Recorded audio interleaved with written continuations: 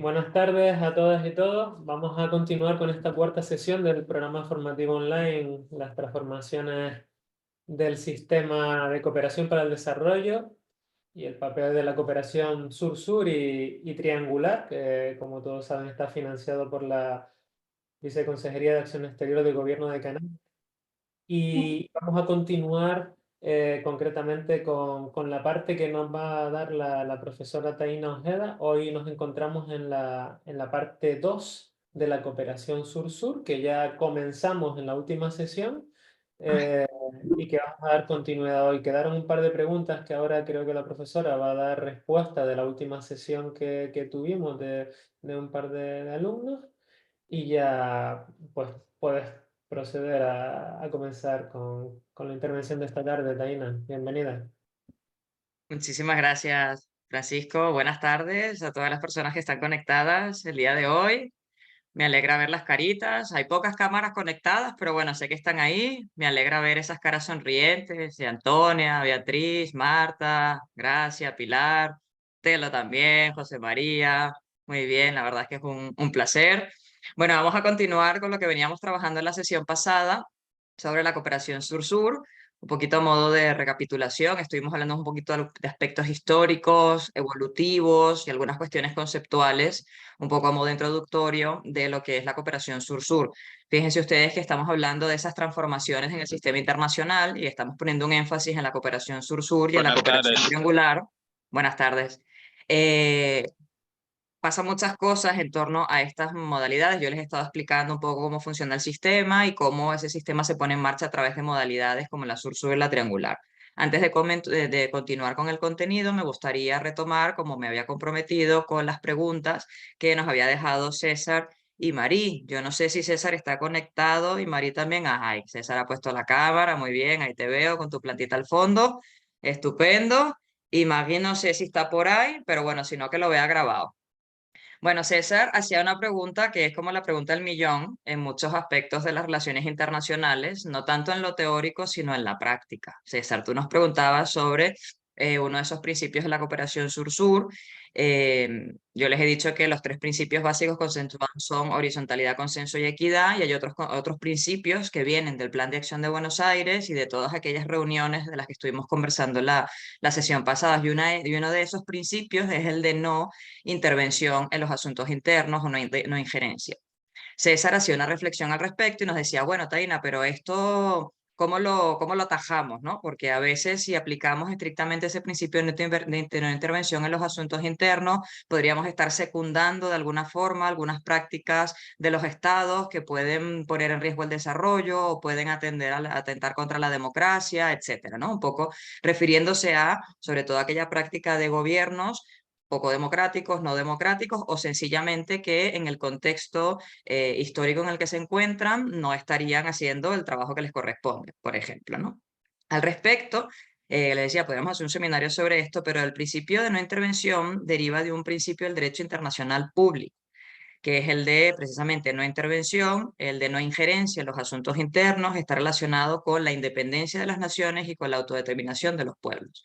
Por lo tanto, estamos hablando de un principio internacional, de derecho internacional muy importante, que evidentemente pues, nos puede generar controversia. Sin embargo, en el caso de la cooperación sur-sur, uno de los temas de punto de vista político que se ha asumido como algo muy importante es justamente la no intervención. Eso no significa que no sintamos ningún tipo de empatía, interés o se reflexione o se nos preocupe las situaciones internas, sobre todo aquellas que están relacionadas con vulneración de derechos o cosas por el estilo.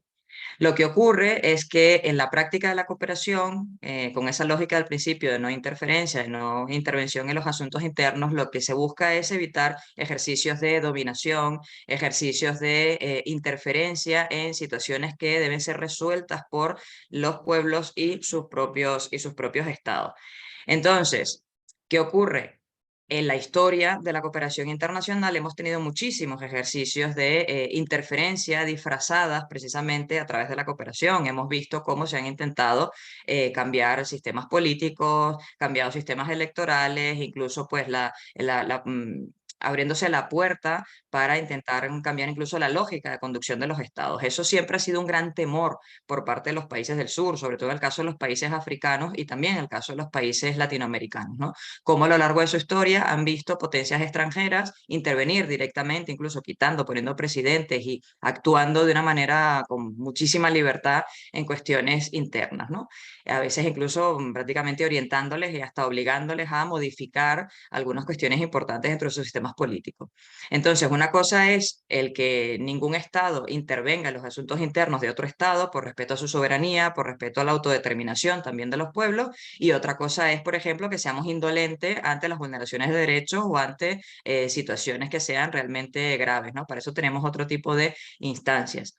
Entonces, por eso, César, el principio de no intervención y de no interferencia en los asuntos internos es uno de los principios de la cooperación sur-sur, pero viene de ahí, de ese derecho internacional, ¿vale? Para eso, bueno, te digo, habría muchas otras cosas que podríamos decir, pero es la lógica, la explicación del por qué es tan importante, sobre todo en el contexto de los países del sur, que como te decía, pues han vivido muchas etapas en su historia de interferencia directa y en la lógica de conducción de sus propios estados.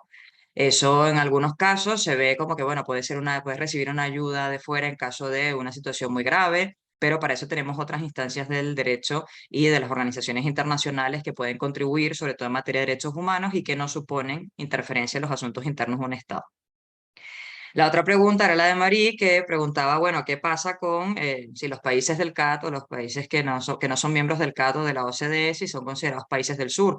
Y bueno, sobre esto estuvimos reflexionando en la sesión anterior, además, sobre, bueno, tratando de definir qué es ese sur, y ese puede ser un criterio para definir a los países del sur, desde la perspectiva de la cooperación, de los países que reciben o los que no reciben cooperación.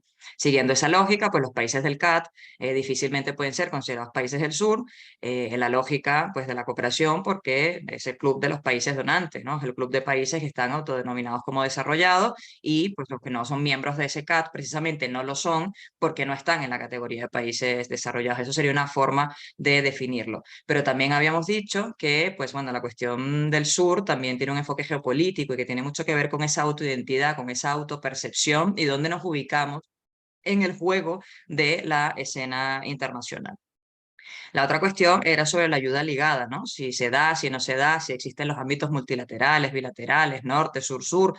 Pues bueno, inicialmente, como parte ya de un principio aceptado, la ayuda ligada la tendríamos prácticamente prohibida. La lógica evolutiva de la cooperación internacional supone que pues, no debemos supeditar sobre todo en este caso la ayuda reembolsable, a que para poder recibir esa cooperación financiera, por ejemplo, se tenga que depender de la compra de suministros, la compra de maquinarias, el uso de personal técnico o cualquier cosa, ¿no? Porque bajo esa lógica, lo que estaríamos haciendo es como pagar y recibir las vueltas, ¿no? Lo que estaríamos haciendo básicamente es pues, favorecer a toda instancia al país donante o a la organización que esté aportando los recursos financieros. La lógica que se intenta aplicar en la cooperación para el desarrollo, con independencia de las visiones que se tengan sobre el desarrollo, es contribuir al desarrollo de capacidades y que se instalen esas capacidades, la promoción de los tejidos productivos nacionales, el fomento de las industrias nacionales, entre otras cuestiones.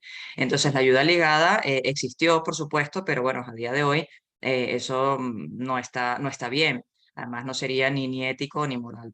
Ahora, que pueda existir de una forma un poco más soterrada, pues es posible, pero no tenemos unas evidencias muy claras. Por ejemplo, en el caso de la cooperación sur-sur, esto no se da, no tenemos ninguna evidencia de que esto sea así. Quizá uno de los casos que puede ser un poco más controvertido es la cooperación china. Por ejemplo, en el caso de la cooperación que se hace en los países africanos y también en países latinoamericanos, no porque pongan como condición que tienes que utilizar sus empresas, su mano de obra y sus instrumentos, sino porque en efecto tienen una cooperación que va un poco en paquete, ¿no?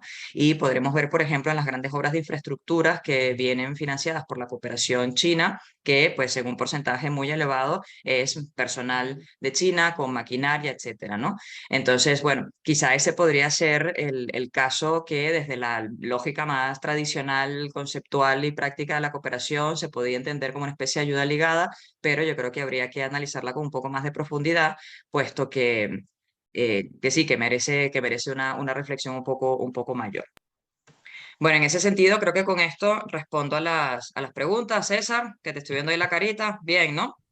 Claro, los principios del derecho internacional hay que respetarlos y dependiendo del caso, luego vemos si necesitamos acudir a otras instancias, no para intervenir en la lógica de la intervención, el control o la dominación, sino para, por ejemplo, apoyar o ayudar a algún pueblo que esté sometido a algún tipo de situación de vulneración de derechos. Para eso tenemos otras instancias que no necesitamos vulnerar el principio de no intervención, ¿vale? Bueno, entonces continuando con nuestro contenido. Aquí les voy a compartir la pantalla. Yo les voy a proponer que voy a ir avanzando un poco con la materia y si les parece bien, a menos que haya alguna pregunta así como muy urgente, si les parece bien, podemos dejar al final, porque esta es mi última sesión, entonces al final podemos hacer un espacio para preguntas y bueno, ya me dicen lo que quieran, ¿vale? Entonces, salvo que sea algo así muy, muy necesario, pues lo dejamos para el final, ¿vale? Entonces, bueno, ya más o menos hemos ido apuntando algunas ideas sobre la conceptualización de la cooperación sur-sur. Yo, bueno, no voy a leer todo esto porque la idea es que ustedes esto lo puedan revisar con calma. Tienen el material disponible en el campus virtual. A mí lo que sí me gusta es diferenciar un poco esas perspectivas que existen sobre la definición y la conceptualización de la cooperación sur-sur. Es una modalidad de cooperación que sí tiene una definición, pero no tiene una definición unequívoca. Hay unos enfoques más políticos, hay unos enfoques más académicos, hay unos enfoques más institucionales. En esa diapositiva ustedes ven algunas definiciones con algunos autores. En principio, lo que tenemos que tener muy claro es que cuando nos referimos a la cooperación sur-sur estamos hablando, en primer lugar, de una modalidad de cooperación para el desarrollo que se ejecuta exclusivamente entre actores del sur. Lo que ustedes quieran definir luego qué es el sur, entre actores del sur. Eso implica que se planifica, que se ejecuta y que se financia por actores del sur. Esa idea de actores en un sentido amplio. Es cierto que tenemos como una característica importante que el Estado, su versión Estado central, es un actor primordial. De momento sigue siendo así, pero también participan otros actores, sobre todo en la fase de ejecución. En la sesión pasada alguna pregunta salió al respecto y lo expliqué. Entonces, una modalidad de cooperación que se ejecuta exclusivamente entre actores del sur, actores en un sentido amplio. Ahora, entre esas diferencias entre las perspectivas institucionales y académicas, pues tenemos algunos matices, sobre todo porque cuando hablamos de una perspectiva institucional estamos hablando sobre todo de esos grandes foros internacionales donde, por ejemplo, Naciones Unidas tiene un papel bastante interesante, ¿no? Lo que queda reflejado, por ejemplo, en las declaraciones de las reuniones internacionales, ¿no? Ustedes ven, por ejemplo, aquí en esta primera diapositiva, donde la Oficina de Cooperación Sur-Sur de Naciones Unidas nos dice, pues, es un marco amplio de colaboración entre países del sur en el ámbito político, económico, social, cultural, ambiental y tecnológico, que involucra a dos o más países en desarrollo y que puede tomar la forma de cooperación bilateral, regional, subregional o interregional.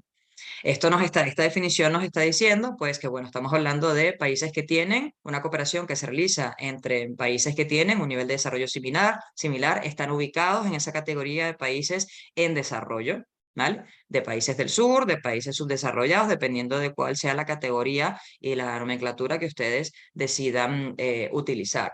Estamos hablando que es una cooperación que sea en distintos ámbitos, lo que después llamaremos dimensiones. La dimensión en el ámbito político, económico, cultural, ambiental, es decir, en muchísimas dimensiones y que puede tomar distintas formas. Obviamente lo bilateral, país-país, actor A, actor B, o cualquier otro tipo de actor, como organizaciones de la sociedad civil o incluso espacios subregionales, como esquemas de integración regional o plataformas de integración regional. La sesión pasada se comentó sobre la Unión Africana y yo también hacía referencia, por ejemplo, a la UNASUR.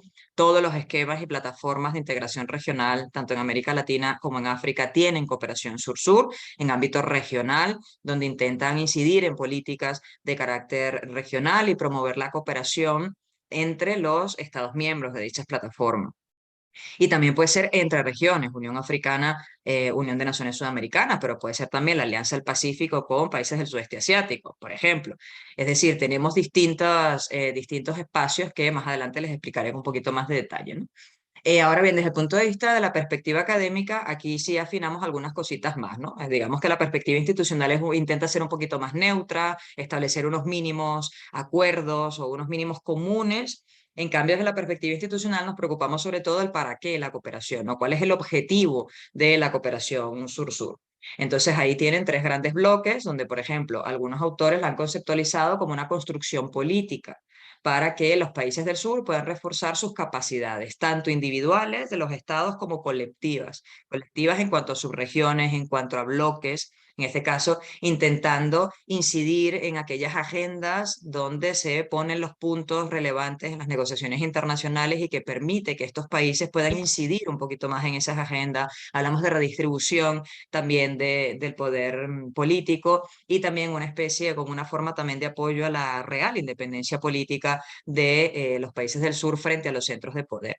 Esta es una de esas unas lógicas de definición que tienen mucho que ver con pues, esas dinámicas de poder, tanto leídas desde las relaciones internacionales como desde el mundo de las ciencias políticas. Es decir, ¿para qué cooperamos? ¿Para qué tenemos estos esfuerzos institucionales, económicos y técnicos? Pues bueno, para sacar músculo político, para conseguir esa independencia política, para poder incidir en la toma de decisión de los temas que nos importan como países y como región. Eso es un para qué también cooperamos, ¿no? Hay otros autores que la plantean, como se ven en la segunda definición, como un esfuerzo más contra la lucha contra la pobreza y la obtención de autosuficiencia regional y del desarrollo. Es decir, hay un enfoque dentro de la academia que plantea que esta cooperación es una cooperación estrictamente para el desarrollo, para luchar contra las desigualdades, para luchar contra las pobrezas, contra las asimetrías del sistema. De hecho, hoy en día, con toda la lógica de la Agenda 2030, con todo ese enfoque de sostenibilidad, pues bueno, hay una parte interesante de la cooperación sur-sur que está enfocada en conseguir objetivos de desarrollo sostenible, de contribuir al cumplimiento de esos ODS que ustedes conocen, esos 17 Objetivos de Desarrollo Sostenible y sus metas, al punto tal que se ha llegado a un nivel de implementación bastante interesante en las regiones, tanto en el ámbito estatal como en el ámbito local, con participación de múltiples actores. Entonces, bueno, tenemos por un lado unas definiciones más políticas, por otro lado unas definiciones más centradas en objetivos de desarrollo, que por supuesto es importante considerar que van a ir cambiando en función del momento histórico en el que nos encontremos y cuál sea la agenda internacional imperante en cada momento. Esa agenda internacional en este momento en el ámbito del desarrollo, el gran paraguas es la Agenda 2030, pero también está conectada con otras agendas internacionales que son conexas.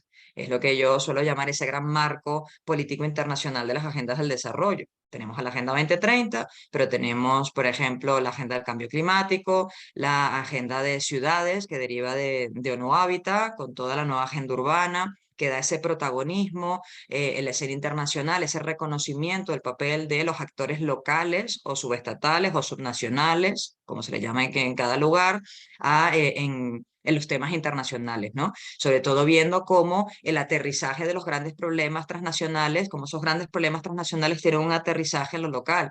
Cuando hablamos de cambio climático, cuando hablamos de contaminación o cuando hablamos de grandes delitos transnacionales o grandes problemas de carácter transnacional, siempre tienen una localización territorial, es decir, las personas que se mueven, las industrias que producen contaminación, todo termina aterrizando en un lugar concreto.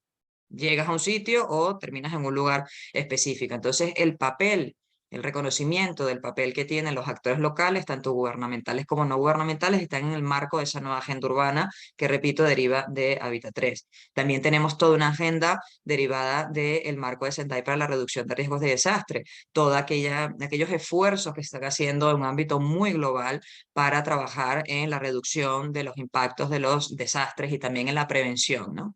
Todo eso con un marco doctrinario, financiero y técnico muy importante. También tenemos una agenda financiera internacional, la financiación del desarrollo, que es muy importante, que nuestro marco más reciente es el Plan de Acción y la Agenda de Addis Abeba.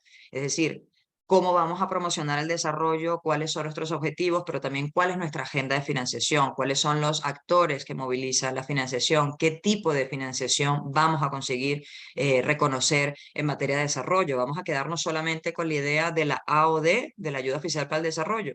Pues bueno, la respuesta es no, porque la ayuda oficial para el desarrollo es un porcentaje minoritario dentro de la gran cantidad de flujos económicos y financieros que se mueven para dotar de viabilidad económica a la cooperación internacional. Existen muchas otras fuentes no oficiales, hay muchos otros actores que también movilizan recursos que son importantes. ¿A dónde quiero llegar con todo esto? Pues bueno, cuando hablamos en términos de desarrollo, hay alguna línea dentro de las líneas teóricas que trabajan a la cooperación sur-sur muy enmarcada en esos objetivos de desarrollo, que repito, irán variando en función de lo que se entienda por desarrollo y del momento histórico en el que nos encontremos y de la agenda que prime en cada momento. Entonces, en este momento actual tenemos la Agenda 2030. Después que terminemos con la Agenda 2030 ya veremos cuál será nuestra agenda, pero de momento la tenemos. Entonces, la cooperación sur-sur iría muy enfocada con la lucha contra la pobreza, la lucha contra la desigualdad y pues tratar de disminuir esas asimetrías que tenemos en el ámbito interno de los estados, pero también en esos escenarios regionales e internacionales. Ahora bien, hay otras líneas, por ejemplo, más en la que yo me enmarco. De hecho, la última definición que tienen es mía. Bueno, la cooperación sur-sur es entendida como un entramado de relaciones y de intercambios. Cierren los micrófonos, porfa. Cierren los micrófonos. Es entendida como un entramado de relaciones y de intercambio cooperativo y complementario con objetivos de desarrollo entre actores del sur. Fíjense que no utilizo la palabra Estado, sino actores del sur en sentido amplio, que se identifica, que se fundamenta en la identificación de unas necesidades previas nacionales o regionales que dan origen a solicitudes de cooperación, a procesos de negociación que determinarán los objetivos y las actuaciones que más adelante se van a hacer. Aquí estamos hablando de que es muy importante reconocer que el mutuo acuerdo, el mutuo consentimiento es muy importante para poder estar en un marco realmente de cooperación sur-sur, para hacer observancia o respetar esos principios como la horizontalidad, el consenso y la equidad. Es decir, estamos hablando de un entramado de relaciones donde vamos a tomar en cuenta al desarrollo, pero también el desarrollo en sentido amplio y también otros intereses y objetivos importantes para los estados y sus pueblos, para la ciudadanía. Entonces, hay muchas definiciones de cooperación sur-sur. Yo les invito a que pues, puedan revisar. De hecho, ahí tienen varios autores. En el campus virtual tienen documentación y les puedo poner alguna cosita más, ¿no? Pero los elementos fundamentales que les he dicho al inicio de la sesión son clave. Para saber si estamos en un marco de una cooperación sur-sur, tenemos que saber que estamos en un marco técnico y político de cooperación, identificando actores que sean del sur, que la financiación provenga del sur y que los objetivos que nos planteamos sean producto del consenso, donde ejercicios de imposiciones o de asimétricas, de ofertas extrañas, no la tengamos, ¿no? Ese es un poco nuestro objetivo. Ahora bien, dichas estas definiciones y sabiendo que no tenemos una definición inequívoca de la cooperación sur-sur, pues tenemos que entender que la cooperación tiene unas dimensiones, pero las tiene en general la cooperación internacional, ¿vale? Cada una de las modalidades tiene dimensiones políticas, económicas y técnicas, ¿vale? Ahora bien, en el caso de la cooperación sur-sur en particular, que es lo que ustedes están viendo en esta diapositiva, pues damos una definición concreta de en qué consiste cada una de estas dimensiones, ¿no? En primer lugar, si se dan cuenta en el gráfico, la dimensión técnica es más gordita, es más grande en el gráfico que la cooperación, la dimensión económica y la dimensión política. ¿Por qué? Porque a pesar de que estas tres dimensiones están presentes, lo técnico es muy importante. Y además lo técnico es lo que tenemos registrado que supone el mayor número de intercambios, ¿vale? Yo les decía incluso en alguna de las sesiones anteriores que cuando hablábamos de los alineamientos políticos y a veces de las utilidades o no de estas cuestiones, pues bueno, a veces a pesar de que los jefes de Estado, los presidentes, estén en lados opuestos del espectro político, que tengan problemas diplomáticos o que no estén a favor o que no coincidan en determinados aspectos y se estén insultando a través de los medios de comunicación, la cooperación técnica sigue estando vigente. Entonces, fíjense, la dimensión técnica es considerada como un espacio en el que las partes adquieren capacidades individuales y colectivas a través del intercambio de conocimiento. Para la cooperación sur-sur, el intercambio de experiencias y de conocimientos es muy importante. Es básicamente uno de los objetivos fundamentales de la cooperación. ¿Por qué? Porque en algunos casos el tema económico, que siempre es importante, por supuesto, pues por la vía de la ayuda oficial para el desarrollo tiene un impacto muy, muy pequeñito, ¿no? Dependiendo, por supuesto, de qué países estemos hablando. Por ejemplo, el caso de perdón, de los países latinoamericanos, en realidad no hay tanto una dificultad de recursos, no quiere decir que no tengan problemas, pero no estamos hablando de la búsqueda exclusiva de recursos económicos, de recursos financieros, sino que en muchas ocasiones lo que se necesita es intercambio de conocimiento, conocer la experiencia de procesos en otros países sobre temas que interesan. Las materias técnicas son muy concretas, podemos trabajar cuestiones de pesca, agricultura, derechos, gobierno abierto, descentralización, cuestiones bioquímicas, farmacia, medicina, bueno, en todas las ramas del conocimiento y del saber. Lo importante es tomar en cuenta que los países identifican cuáles son las necesidades que tienen en materias técnicas, por ejemplo, y buscan las mejores experiencias dentro de la región y fuera de la región, establecen contacto, realizan mecanismos de negociación y no siempre, pero muchas de las veces, pues llegan a actuaciones concretas. Entonces, esa parte técnica, como les decía, es muy importante. De hecho, en este momento, si ustedes tienen interés en estas cuestiones, tenemos el informe de la cooperación iberoamericana, el informe de la cooperación sur-sur y triangular iberoamericano, donde quedan reflejada buena parte de estos intercambios. Además, ustedes podrán ver que en este informe hay algunas tablas donde se observa que todos los países prácticamente cooperan con todos. Y que justamente la parte técnica es una de esas dimensiones importantísimas. De hecho, en la parte triangular, aunque de eso hablará Guillermo, simplemente hacer un apunte, y es que por ejemplo, el programa de cooperación triangular España, Costa Rica, América Latina es uno de esos ejemplos de un gran programa de más de 14 años de experiencia donde todo el intercambio que se ha hecho es en materia técnica, en cuestiones bilaterales, bueno, en este caso entre tres países que lo que buscan es conocer cómo otros han podido llevar adelante sus políticas públicas, cómo han gestionado determinados temas. Podemos ver cuestiones incluso que abarcan políticas públicas de carácter nacional, ejemplos como cómo se ha incorporado la perspectiva de género en las políticas públicas, en las políticas de desarrollo en determinado país, con un enfoque muy local. Hay experiencias en ese sentido entre Costa Rica y la provincia de Santa Fe en Buenos Aires, cuestiones para mejorar la pesca artesanal entre Perú y Costa Rica. Bueno, hay un montón de casos en ese sentido, pero justamente en el ámbito técnico es de la que provienen buena parte de los intercambios dentro de la región y entre las regiones. Cuestiones relacionadas con la agricultura, la gestión de la ganadería, la gestión de los fertilizantes, pero también otras cuestiones relacionadas con cómo incorporar estrategias efectivas de participación ciudadana en los sistemas judiciales, o mejorar sistemas electorales, o mejorar y fortalecer instituciones educativas, incorporación, por ejemplo, de ejes como la diversidad dentro de los planes educativos, trabajar con poblaciones indígenas o cualquier otro colectivo como los LGTBIQ+. Es decir, la dimensión técnica es especialmente importante porque es la que permite intercambiar conocimientos. ¿Conocimientos para qué? Para conocer las mejores experiencias de ese saber hacer, para conocer lo que funciona y lo que no funciona, no con el ánimo de replicarlo tal cual, sino conocer cuáles han sido las oportunidades y los desafíos que se han vivido en otros lugares en temas similares a los que otro país está buscando. Para desarrollar capacidades, para instalar esas capacidades, pero también para fortalecer procesos ya existentes. Estos son ejercicios que reportan una doble utilidad, porque no solamente estamos hablando de un binomio donante-receptor, sino que en muchas ocasiones estamos hablando de proyectos que son bidireccionales, donde ambas partes terminan aprendiendo el uno del otro, ¿no? Y ahí hay unas cuestiones muy interesantes. Por eso decimos que la dimensión técnica tiene un peso muy importante y verán que la mayoría de las convocatorias que hay de financiación pública están destinadas a los intercambios técnicos, tanto en la cooperación sur-sur como en la cooperación triangular. Vi que había una mano levantada. ¿Quién era? ¿Quién era? Que escuché el ruidito de una mano levantada. Sí, creo que ya está bajada de Ah, ya nuevo. está. Gonzalo. Gonzalo, Gonzalo, Dime, sí. Gonzalo.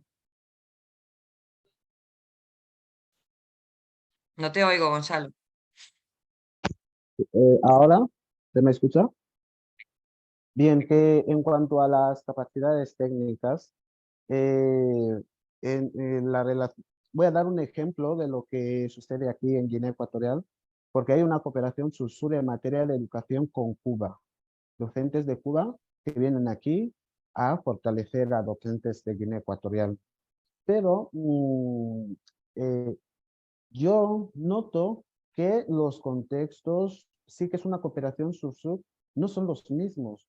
En cuanto al tema de la técnica, quiero saber si de alguna manera esto puede crear una falta de implementación de un buen proyecto de cooperación sur-sur cuando no se tiene en cuenta el contexto y la realidad. Sí que es un país... Hola, ¿se me Si escucha? te estoy escuchando un poquito bajito, los demás cierren el micrófono, por favor. Claro, perdona una cosa, Gonzalo, cuando tú dices lo de la cooperación de Cuba, dices que has identificado que hay una diferencia de conceptos. ¿A qué te refieres? Para hacerme una idea. Sí, me refiero en cuanto a lo técnico, porque la cooperación que hay es más educativa, en el sentido que los docentes cubanos pues vienen, fortalecen e incluso son al mismo tiempo docentes de los centros públicos de Guinea. Pero cuando nosotros que somos los alumnos dentro de las salas, pues notamos una cierta diferencia y que a veces no terminamos de asimilar los planes que se realizan, pues no terminamos como alumnos de captar. Yo quería preguntar si en cuanto a la parte técnica, el hecho de no conocer el contexto puede dejar que fracase el proyecto o la cooperación, porque de nuestra parte hay ocasiones no entendemos, pero Claro. sí está dentro del programa. O sea, se ha obviado de alguna manera el contexto o algo. Quiero saberlo, por favor. Esto que dices, Gonzalo, es muy importante. Claro, tendría que tener mucha más información para identificar qué es lo que pasa, pero en términos generales, conocer el contexto es sumamente importante. Esto es un elemento crucial, puesto que no estamos hablando de ofrecer algo por ofrecerlo, estamos hablando de que precisamente al identificarse las necesidades y solicitar, en este caso Guinea solicita a Cuba una cooperación en materia educativa, tiene que haber un estudio previo, además, para poder identificar exactamente qué es lo que se necesita, qué es lo que puede aportar realmente el país que está ofreciendo la cooperación, y además se tiene que hacer un seguimiento. Una de las cuestiones que salieron en la sesión pasada, y yo la presentaba como una limitación, no es en sí como tal de la modalidad de cooperación, sino de la forma como lo estamos ejecutando, es el tema del seguimiento y la evaluación. En todo proceso debe haber un seguimiento y además tiene que haber una evaluación durante el proceso y después del proceso. Si tú estás diciendo, nosotros somos estudiantes y a lo mejor hay cosas que no estamos entendiendo o a lo mejor se está aplicando algo con unos conceptos que no se adaptan a nuestros requerimientos, lo que sea, ahí lo que está fallando es el seguimiento para identificar realmente si se están cumpliendo con los objetivos. Cuando tú trabajas con una gestión orientada a resultados, tienes que identificar una serie de cuestiones que te permitan ir viendo la evolución de un proceso. Si eso todavía está en marcha, sería interesante que se pudiese revisar para poder reconducir y pues canalizar mejor ese esfuerzo, porque toda cooperación además supone un esfuerzo institucional, de personas y de recursos. Entonces, para que realmente cumpla con los objetivos que se plantearon, pues sería interesante que se pudiese hacer un seguimiento para reconducir y mejorar lo que no esté funcionando y pues bueno, al final también hacer una evaluación que nos va a permitir sacar también lecciones aprendidas. ¿Vale? Porque hay que ver esos contenidos, bueno, es un caso muy específico, pero el analizar y el comprender ese concepto, el contexto como estás diciendo,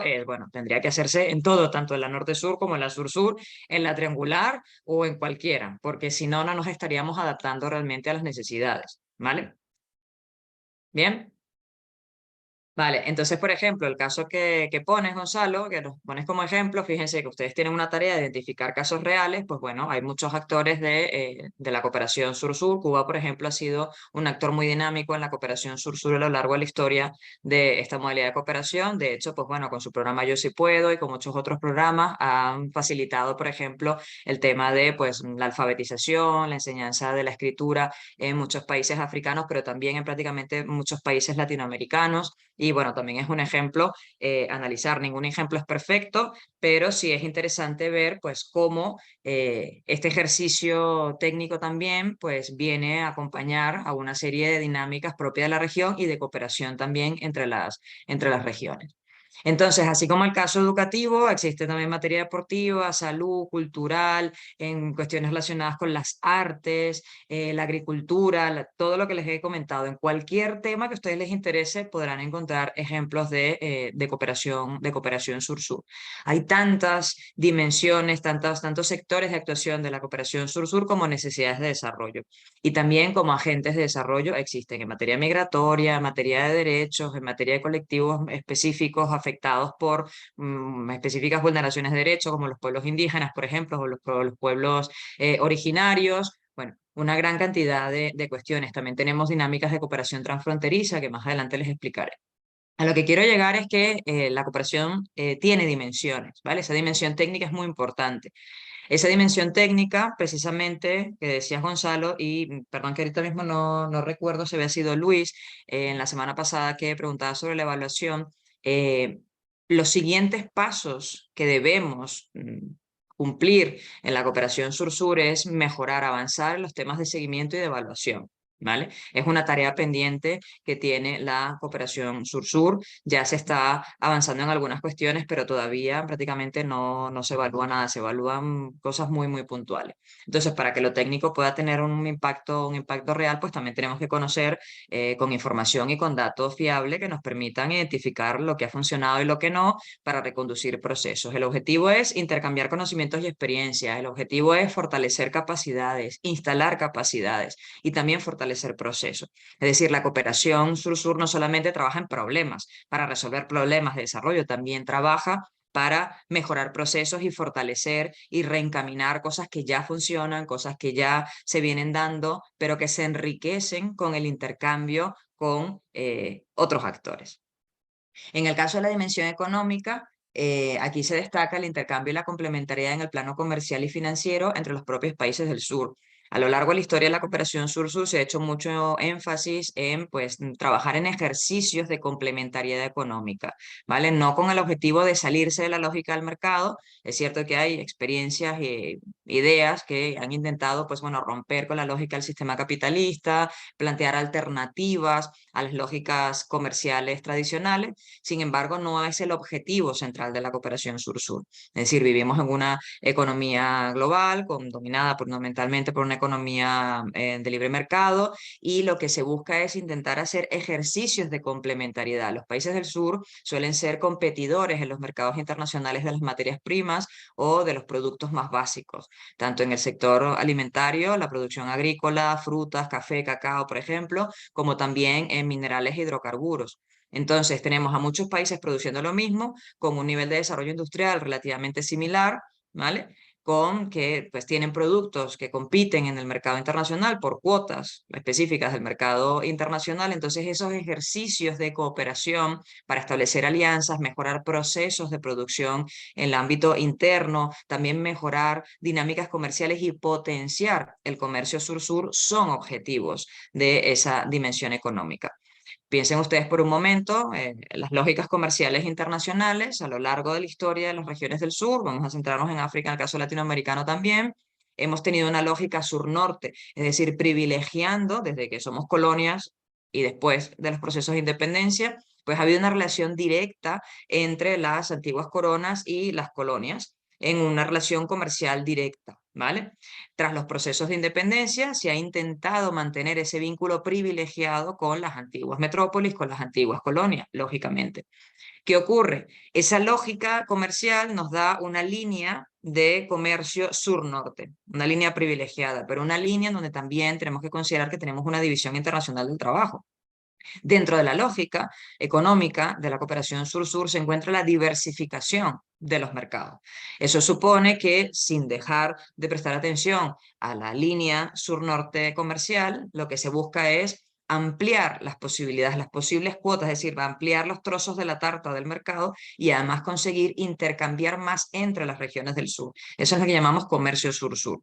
Dentro de esos ejercicios de comercio sur-sur, también se buscan ejercicios de complementariedad económica, de producción, de articulación industrial, de articulación comercial, de tratar de establecer también puntos comunes para poder negociar en espacios tan importantes como la Organización Mundial del Comercio.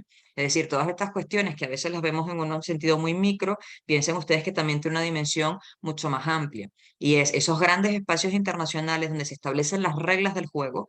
Los países del sur han tenido una posición subordinada, no han tenido la suficiente articulación y la fuerza para poder negociar en igualdad de condiciones con los países considerados desarrollados e industrializados. Parte de la lógica de la dimensión económica viene por ahí. Eso es una línea muy política, muy de la economía política, y en la parte más económica concreta, pues bueno, intentar posicionar productos del sur en otras regiones, cubrir cuotas de mercado subregionales, por ejemplo, y también regionales, mejorar procesos productivos. Esos ejemplos que en algún momento Ives nos comentaba y otras personas también sobre el cacao, pues bueno, ver cómo posicionar ese mercado, ese cacao en otros mercados, no solamente los mercados tradicionales, pero también hay un interés especial por añadir eslabones a las cadenas de valor. Prácticamente, buena parte de los países del sur tienen unas economías no especialmente diversificadas y además son altamente dependientes de la producción de materias primas. Evidentemente no estoy generalizando y mi intención no es homogeneizar a todos los países, pero sí es cierto que el valor añadido que tienen estos productos frente a otras potencias económicas es mucho menor. Buena parte también de lo que se busca en esa dimensión económica es intentar dotar de mayor valor a sus productos, insertando escalafones o niveles dentro de esas cadenas de valor, para que los productos no se vendan solamente como productos brutos, sino que también puedan tener otro tipo de procesamiento un poco más industrial que pues les permita abrir nuevos espacios de mercado y también conseguir mayores ganancias con esas ventas. Entonces hablamos de diversificación de los mercados internacionales, potencia del comercio sur-sur, añadir valor a los productos que se producen. Eso tiene un trabajo en materia industrial, de política económica, es decir, hay una gran cantidad de cuestiones que se valoran dentro de la dimensión económica. También estamos hablando dentro de lo económico, no solamente la parte comercial, sino la parte financiera, ¿no? Todo el trabajo que se viene llevando adelante para pues la creación de espacios financieros propios de las regiones del sur, dentro de cada una de las regiones y conectadas entre sí. En algún momento se habló de una iniciativa como el Banco del Sur, que bueno, al final no terminó en cosas especialmente concretas, pero ha habido mucho interés en pues crear fondos propios que permitan financiar políticas de desarrollo nacionales y regionales con mayor acercamiento entre las regiones y también conseguir fuentes financieras propias de los países del sur. Estos son elementos importantes que para algunos contribuirían a la soberanía económica, a la independencia económica de los países del sur, para poder financiar aquellos proyectos que les resulten realmente importantes, ¿vale? Es decir, si yo tengo una industria de cacao y solamente vendo el cacao, pues puedo yo montar una industria donde el cacao ya termine siendo chocolate o termine en una industria, por ejemplo, de productos estéticos, de productos de salud, entre otras cuestiones, y no solamente vender el producto. Lo mismo ocurre con el petróleo, con los minerales, con el algodón, bueno, con muchas cuestiones. Esto es un tema mucho más complejo y no vamos a abordarlo aquí porque se nos sale un poco de la lógica del tema central de nuestro curso, pero que sepan que es una preocupación y es motivo y es una motivación también a ejercicios de cooperación, tanto en lo comercial como en lo financiero. Y la dimensión política, que es esa otra ruedita azulita que ven ahí, pues bueno, lo que se busca es fomentar la autonomía y la independencia política de los países del sur, ¿vale? Busca influir en la redistribución del poder mundial y estrechar los vínculos de solidaridad internacional. Aquí la dimensión política, la técnica y la económica, pues las vemos como unidades de análisis separadas, pero piensen que también todo esto está interconectado. Por eso el gráfico es pues como las ruedas de un reloj, ¿no? Se van moviendo y se van interconectando. Podemos estudiarlas y analizarlas de forma independiente, pero están vinculadas. Es decir, todos estos esfuerzos tienen un motivo, tienen un para qué. Ese motivo de fondo, el principal, obviamente es el desarrollo. Insisto siempre con lo que cada uno entienda que es el desarrollo, pero el objetivo fundamental es el desarrollo, pero el desarrollo no solamente tiene unas dimensiones, una dimensión específica, sino que también las vinculamos con cuestiones económicas, políticas, ambientales, sociales. Entonces, esas dimensiones son muy importantes tomarlas en cuenta y también pues para entender mejor la lógica de actuación de los actores, no solamente de los estados, sino también de otros actores como el sector privado, como las ONGs y como cualquier otro tipo de actor en el ámbito social. También hablamos, fíjense que les estoy mostrando la conceptualización, dimensiones y también les estoy hablando de niveles de ejecución de la cooperación sur-sur, ¿vale? Cuando pensamos en cualquier proceso de cooperación, los procesos aterrizan en un nivel, están destinados a ser implementados en un nivel. Tenemos un gran nivel internacional global, uno regional, uno nacional y uno local. Este gráfico, acompañado de estos cuadritos aquí al lado, pues nos muestra un poco esos niveles. Por supuesto, cuando hablamos de cooperación sur-sur, las dimensiones que más trabajamos somos regional, nacional y local, ¿vale? Pero también podemos tener ejercicios de alcance global cuando la participación y el alcance que tiene la actuación agrupa una gran cantidad de países más allá de zonas geográficas concretas, ¿vale? Aquí obviamente hablamos de pues, cualquier trabajo que se pueda hacer en el marco promovido por los países del sur, en grandes plataformas internacionales, trabajando sobre todo con agendas globales, ¿vale? Todo el tema de la Agenda 2030, todo esto que ya les he dicho antes, ¿no? Aquí, por ejemplo, hablaríamos de instrumentos donde daríamos prioridad a programas y proyectos, pero bueno, esto es lo que menos se hace, ¿no?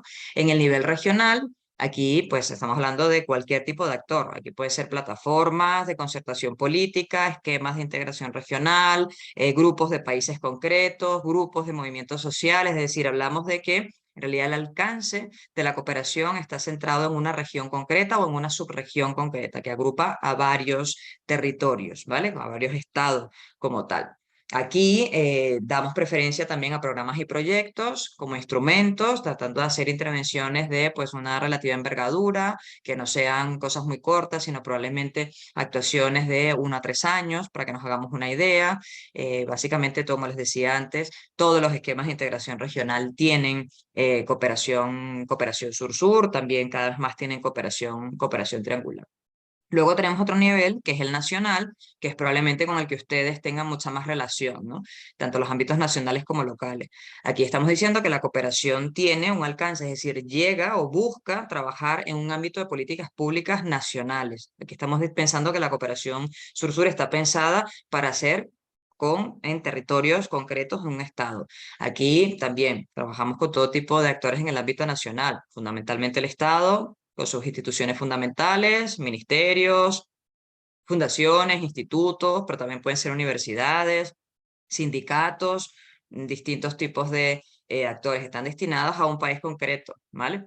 En este caso, buscamos trabajar en políticas públicas nacionales, educación, salud, deporte, cultura, infraestructuras, hacienda, para que se haga una idea, migraciones, fronteras, género, lo que sea.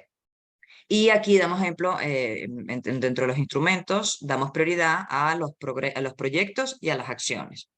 En este caso no quiere decir que no se trabaje con programas de cooperación sur-sur, pero sí es cierto que hay una predilección por el uso de proyectos y acciones, un poco más recortados en el tiempo, ¿vale? Con una dotación económica quizá un poco menor. Para que nos hagamos una idea, en la lógica norte-sur o de, si pensamos en la Unión Europea trabaja con grandes programas de una envergadura enorme, que suelen tener un promedio entre 5 y 10 años, con unos presupuestos gigantes y que se desarrollan a través de proyectos. Por ejemplo, tenemos el caso de, qué sé yo, Euroclima, Eurosocial, grandes programas. En el caso de la cooperación triangular, el programa Adelante, con una envergadura enorme. En el caso de la cooperación sur-sur, la inversión es mucho más modesta y en el caso cuando aterrizamos en un ámbito nacional, se trabaja con proyectos que pues, suelen tener una duración entre 6 meses y 2 años, por ejemplo. Esto, desde mi lectura, desde mi punto de vista, puede darse por muchos factores, pero uno de ellos tiene que ver con la gestión, ¿vale? Con la capacidad de gestión, pero también con la posibilidad o no de dar continuidad administrativa. En el caso de los países del sur, sabemos que, y lo vemos mucho en el caso latinoamericano, tenemos algunas limitaciones en el caso de la gestión pública que tienen que ver con la falta de continuidad administrativa. Los cambios de gobierno, los cambios de legislatura suelen afectar a la continuidad de muchos procesos. Entonces, una de las razones por las cuales más se trabaja con proyectos es porque es algo bastante manejable, con una duración relativamente corta en el tiempo, con una dotación económica relativamente normalita, vamos, no estamos hablando de grandes inversiones económicas y que tiene un inicio y un fin que se pueden dar dentro de una legislatura tranquilamente. Entonces, aquí lo que vamos a buscar es trabajar en esas grandes políticas públicas que en principio deberían estar conectadas o asociadas con los planes nacionales de desarrollo de los países. Es decir, yo tengo un documento guía que es el Plan Nacional de Desarrollo, tanto como institución pública como institución no estatal, por ejemplo. Tenemos un Plan Nacional de Desarrollo donde se ha hecho previamente un diagnóstico sobre cuáles son las necesidades del país, cuáles son, digamos, los grandes temas en los que vamos a trabajar. Se identifican las capacidades nacionales y se identifican también las necesidades. Por eso acudimos a la cooperación internacional. Piensen ustedes por un momento que ¿cuál es la motivación? ¿Cuál es el por qué acudimos a la cooperación internacional? Pues para buscar apoyos, para intercambiar, para conocer y para dar a conocer también lo que tenemos. Entonces, primero hay una especie de agotamiento primero de los recursos propios, de las capacidades propias, y cuando se identifican aquellos espacios, aquellos vacíos en donde necesitaría apoyo técnico, económico o político, acudo a la escena internacional, acudo a los vecinos con los que ya tengo una relación previa, acudo a organizaciones internacionales especializadas o acudo a socios estratégicos. Exactamente lo mismo ocurre en la cooperación sur-sur. Puedo acudir a un país vecino, puedo acudir a mi homólogo, organización no gubernamental o movimiento social en otro lugar. ¿Para qué? Para complementar o para conseguir aquello que no puedo conseguir en el ámbito nacional con los recursos y las capacidades que tengo. Esa es la lógica. Por eso, los niveles que más se trabajan en cooperación sur-sur son nacional y local. Obviamente, el siguiente sería regional, sobre todo subregional, pero la mayoría de las actuaciones las tenemos en el ámbito nacional y local, trabajando con políticas públicas, insisto, nacionales en sectores concretos, con objetivos muy específicos y luego también lo mismo en el ámbito, en el nivel local. Ese último nivel, aquí trabajan pues prácticamente los protagonistas son los actores locales, los actores subestatales, los actores locales. Tenemos como un reflejo de la dinámica general de la cooperación sur-sur, así como tenemos al Estado como actor principal, en el ámbito local también tenemos a los gobiernos locales. Gobiernos regionales, gobiernos provinciales, dependiendo de cuál sea la lógica en cada uno de los países. Van a ser los gobiernos locales los principales protagonistas, pero también sirven de articulador con otros actores territoriales. Aquí hablamos de escuelas técnicas y politécnicas, centros de estudio, universidades, asociaciones religiosas, organizaciones no gubernamentales, movimientos sociales, todo tipo de organizaciones. Es en el ámbito local, en lo más local, donde vemos con mayor evidencia de participación de múltiples actores. Además, tenemos que considerar aquí que, a diferencia del ámbito nacional, aquí estamos trabajando en políticas públicas de desarrollo local. Estamos hablando de políticas públicas locales y con nuestro plan de desarrollo local. Si lo tenemos, si no lo tenemos, igual estamos trabajando con políticas públicas que tienen que ver con las capacidades y las necesidades del territorio en concreto, del municipio, de la provincia, del cantón, del lote. Aquí esto es en el ámbito que podríamos llamar esa cooperación descentralizada. Cooperación descentralizada también tiene la descentralizada sur-sur o cooperación sur-sur descentralizada. Así como, por ejemplo, en España vemos cómo las distintas comunidades autónomas tienen cierta autonomía para trabajar en cooperación, presupuesto, plan director, todo ese tipo de cuestiones, también lo tenemos en el campo de la cooperación sur-sur. La diferencia es que el nivel de desarrollo institucional y de evolución institucional es menor. ¿Por qué? Entre otras cuestiones, es porque el nivel de descentralización en los países del sur, por ejemplo, en el caso latinoamericano lo vemos y en el caso africano también, es mucho menor. Tenemos algunos casos donde tenemos niveles de descentralización mayor, pero en cualquier caso vemos procesos de descentralización inconclusos. A diferencia de, por ejemplo, otras regiones del mundo, como es el caso europeo. También vemos, y lo vemos sobre todo en el caso latinoamericano, cómo esos niveles de descentralización han tenido etapas de mayor auge, es decir, donde se han dado mayores competencias a los gobiernos locales, y vemos también procesos de revertimiento de esos procesos de descentralización, es decir, competencias que se han dado y que luego se quitan. Las limitaciones en la autonomía financiera de las regiones y de los gobiernos locales, por ejemplo, y también el peso político que tienen los gobiernos locales en algunos países. Todos estos elementos nos dicen que la cooperación descentralizada existe en la cooperación sur-sur, tiene un nivel de desarrollo más tímido, ¿vale? Desde el punto de vista institucional. Es cierto que está poco estudiada. Yo, por ejemplo, trabajo en esto y hago seguimiento a varios casos. Está poco estudiada y además las capacidades institucionales que tienen sobre todo aquellos gobiernos que no son capitales en los países del sur, pues tienen muchas más limitaciones, a veces de personal, a veces de presupuesto, también depende si estamos hablando de provincias que están al interior, que son zonas más despobladas o más rurales, si son zonas de frontera, ¿vale? La característica del territorio es muy importante para el caso de la cooperación sur-sur. Pero aquí estamos hablando de que podemos trabajar también con proyectos y acciones, trabajamos con políticas públicas de desarrollo local, alineados, en principio, con ese plan de desarrollo local y que va a depender mucho de cuáles sean los intereses y las necesidades de ese territorio. En los últimos años, por ejemplo, en el caso latinoamericano, se está observando un creciente interés por dar más visibilidad a la cooperación que hacen los gobiernos locales. No solamente en el ámbito sur-sur, pero sino también en lo triangular, intentando pues conectar a través de la cooperación con otros países y otras regiones del mundo, tanto del norte como del sur.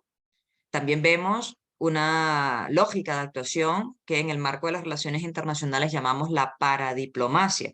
Este es un concepto que no es aceptado por todos en las relaciones internacionales, pero es un hecho. Paradiplomacia lo definimos como pues, una especie de actividad paralela a la diplomacia tradicional. Ustedes sabrán que la diplomacia es un terreno exclusivo del Estado, del Poder Ejecutivo, ¿vale? La diplomacia solamente la organizan y la ejecutan, pues, en este caso, el gobierno en el Estado, en la parte central. Sin embargo, los gobiernos locales tienen una actividad internacional también muy interesante que no está reconocida como actividad diplomática, pero sí como acción exterior. Y por eso se le llama paradiplomacia, ¿vale? Como alternativa paralela a. Esa actividad internacional viene acompañada en muchos momentos de la cooperación internacional. Esa cooperación que promueven los propios gobiernos locales puede ser en dirección sur-sur o puede ser en dirección sur-norte, a través de la cooperación triangular o a través de la ayuda oficial para el desarrollo de la cooperación norte-sur, trabajando entre gobiernos locales, entre comunidades autónomas. ¿Vale? Esto es un proceso muy interesante que tiene objetivos de desarrollo y tiene otros objetivos, es decir, la actividad internacional de los gobiernos locales tiene múltiples objetivos muy similares a los de la política exterior de un Estado, y contempla también objetivos de desarrollo. Es decir, los objetivos de desarrollo estarían dentro de unos objetivos mayores, que puede ser internacionalización del territorio, proyección internacional, atracción de inversión extranjera, promoción cultural, promoción turística, entre muchas otras cuestiones. Es decir, ¿por qué las comunidades autónomas, por qué los gobiernos locales tienen actividad internacional? ¿Por qué les interesa trabajar en cooperación internacional? Pues las mismas preguntas que nos hacemos para la norte-sur, nos las podemos hacer para la sur-sur. Y las respuestas coincidirán en algunos casos y en otros no.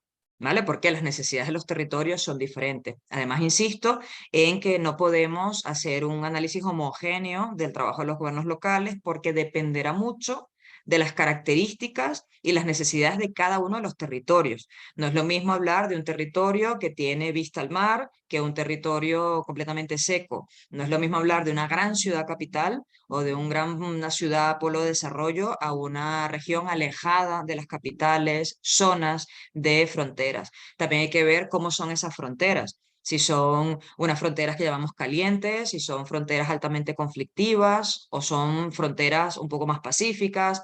Dependerá mucho de las peculiaridades del territorio, lo que nos va a dar la caracterización de las necesidades y de la lógica de la cooperación, ¿vale?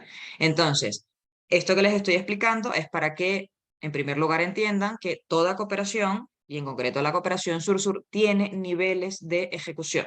Tenemos unas dimensiones técnicas, económicas y políticas, y tenemos unas dimensiones, que es el alcance, hasta dónde llega, hasta dónde pretendemos llegar, y sobre todo qué tipo de política queremos tocar, a qué tipo de políticas queremos impactar, de tipo nacional, de tipo subregional, de tipo local. Esto nos va a dar también, en cierta medida, comprensión del tipo de actores que participan en la cooperación los objetivos que se han delimitado para esa cooperación, la inversión de recursos y los sectores en los que se están trabajando. Eso es muy importante.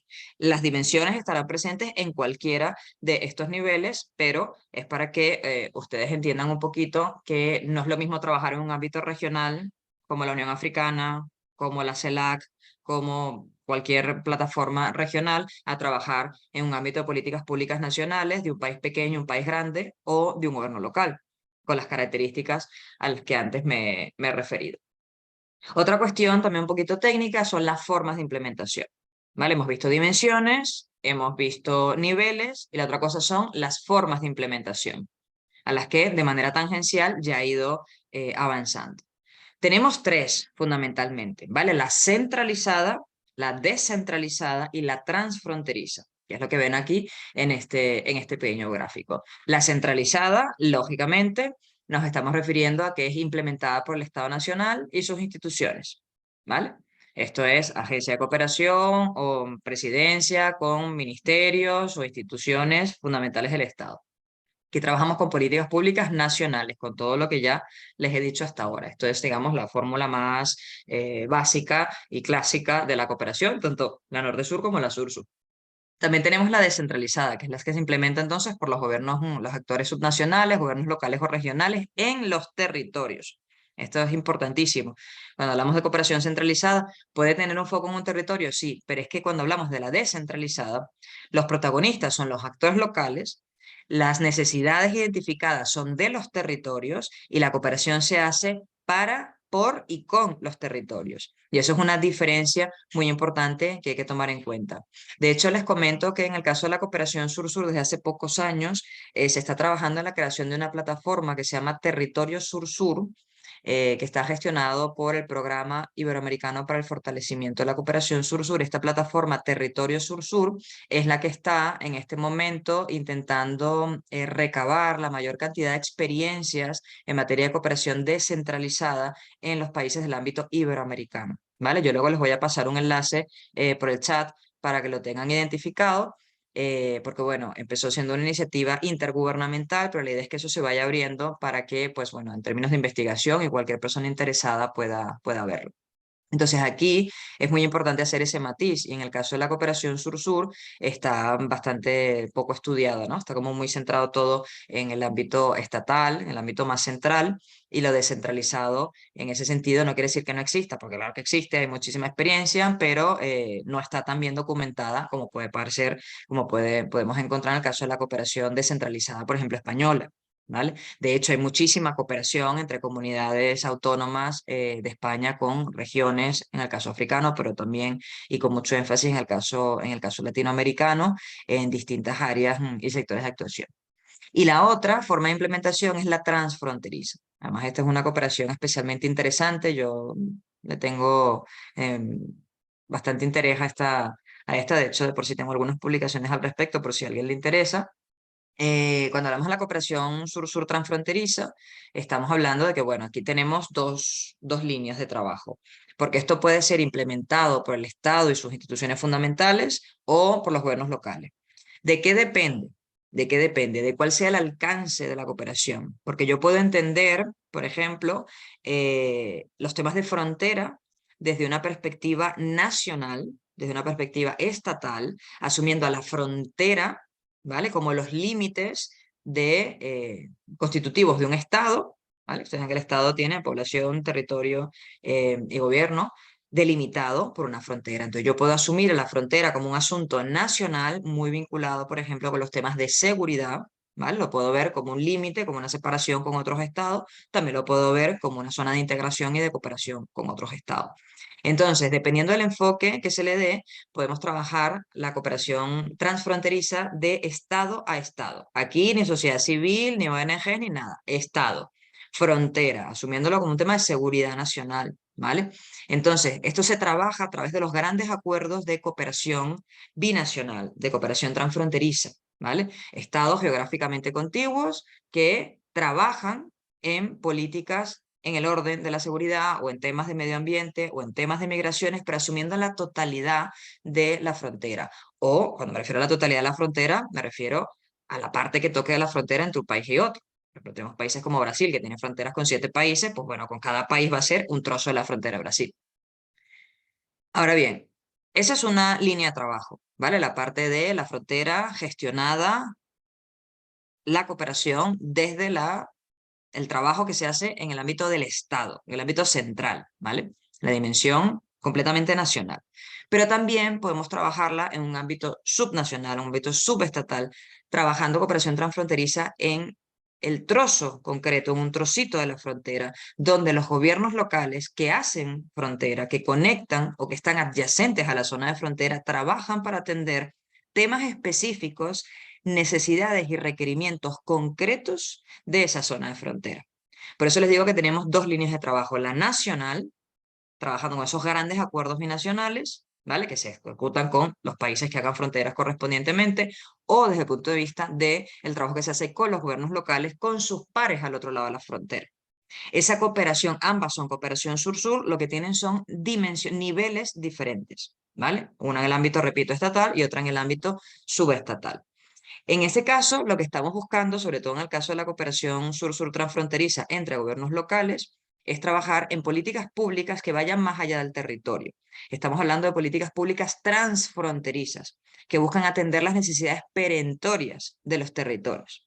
No solamente para atender problemas, sino también para potenciar la cohesión social, mejorar las relaciones de las comunidades, potenciar alternativas comerciales, por ejemplo, de cualquier orden, mejorar las relaciones culturales, también, por ejemplo, gestionar recursos, recursos naturales compartidos como cuencas hidrográficas, bosques, para que nos hagamos una idea. Lo importante es asumir que o entender que se reúnen, se encuentran los gobiernos locales con el conjunto de actores de los territorios. Aquí sí vemos una mayor participación de los actores sociales, aquí vemos muchas plataformas comunitarias, muchas organizaciones y plataformas de organizaciones que gestionan recursos y que viven pues las realidades del territorio. Hay muchísimo trabajo en ese sentido. Se han generado incluso mancomunidades de organizaciones entre varios países, ¿vale? Por ejemplo, en zonas de trifinio, en Centroamérica lo hemos visto mucho, en regiones del Cono Sur también, en países andinos, y lo que se busca es trabajar en esas políticas de tipo transfronteriza, es decir, son políticas públicas que no están destinadas solamente a la gestión de un territorio de este lado de la frontera, sino compartida. Tenemos experiencias y ejemplos muy interesantes en materia, les digo primero algunos para no trabajar solamente en los temas horrorosos, sino, por ejemplo, en materia educativa. Entre Uruguay y Brasil se trabajó en una región, en el municipio de Valle, en Uruguay, el de Brasil, ahorita no me acuerdo el nombre y me lo perdonan, se estuvo trabajando y en efecto se conformaron unas escuelas bilingües para atender a pues, esos flujos de personas que viviendo en un territorio se desplazan a otro para estudiar y trabajar, ¿vale?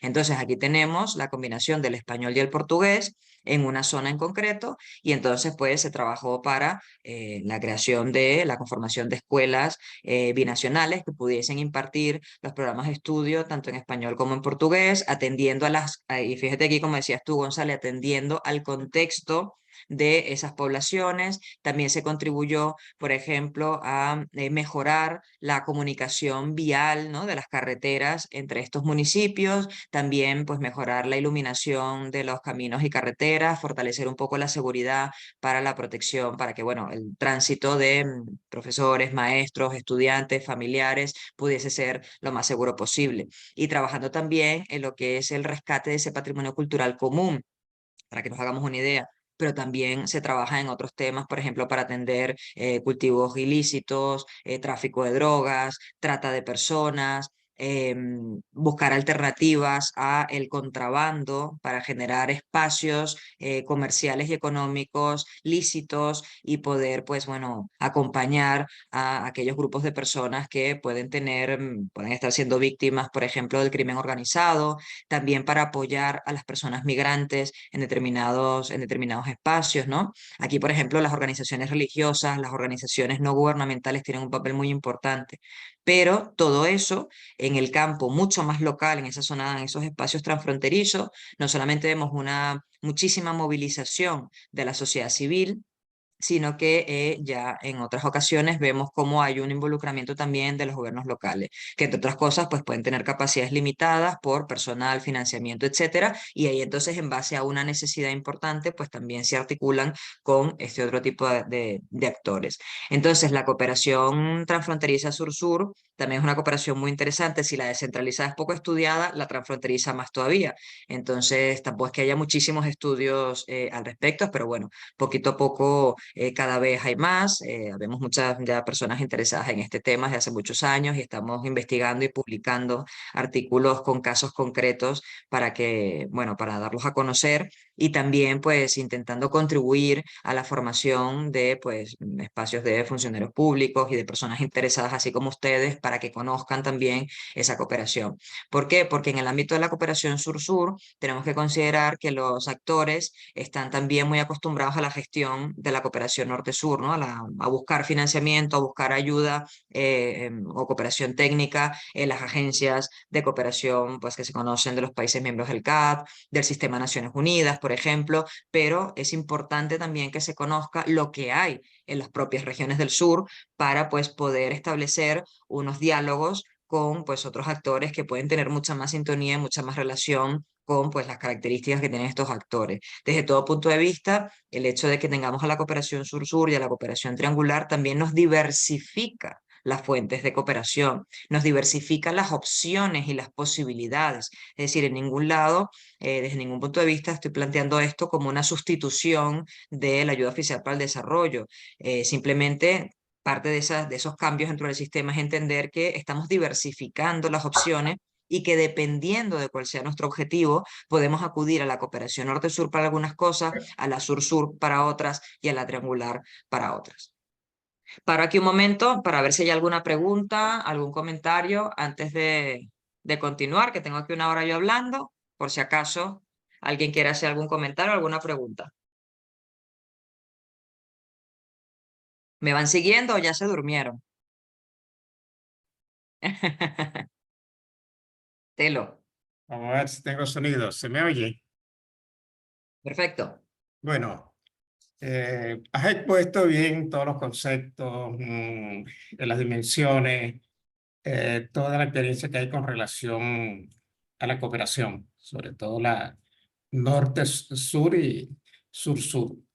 Pero los resultados que vemos no son muchos. Por ejemplo, una reflexión sería si las estrategias que se han tenido para llevar a cabo la cooperación sur-sur han sido correctas, porque los niveles de desarrollo, de pobreza, de conformación de bloques de poder no son favorables al sur. E incluso hay experiencias de cooperaciones del sur,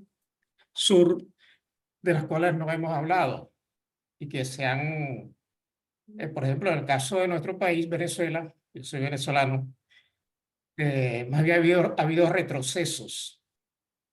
Por ejemplo, en el caso de la Comunidad Andina de Naciones, constituida hace mucho tiempo con muchas instituciones, con un tribunal, con una universidad, la Universidad Simón Bolívar de la Comunidad Andina, y con un intercambio comercial siempre favorable a Venezuela hasta que se salió de la Comunidad Andina en 2006. Eso para mí es un retroceso de nuestro país. También otra experiencia en Mercosur, de la cual, en el cual también Venezuela se encuentra suspendida. Entonces, bueno, esto nos plantea que se ha hecho y algunas cooperaciones sur-sur con algunos países no han tenido resultados positivos porque esos países no tienen ni la capacidad técnica ni científica para ayudar efectivamente.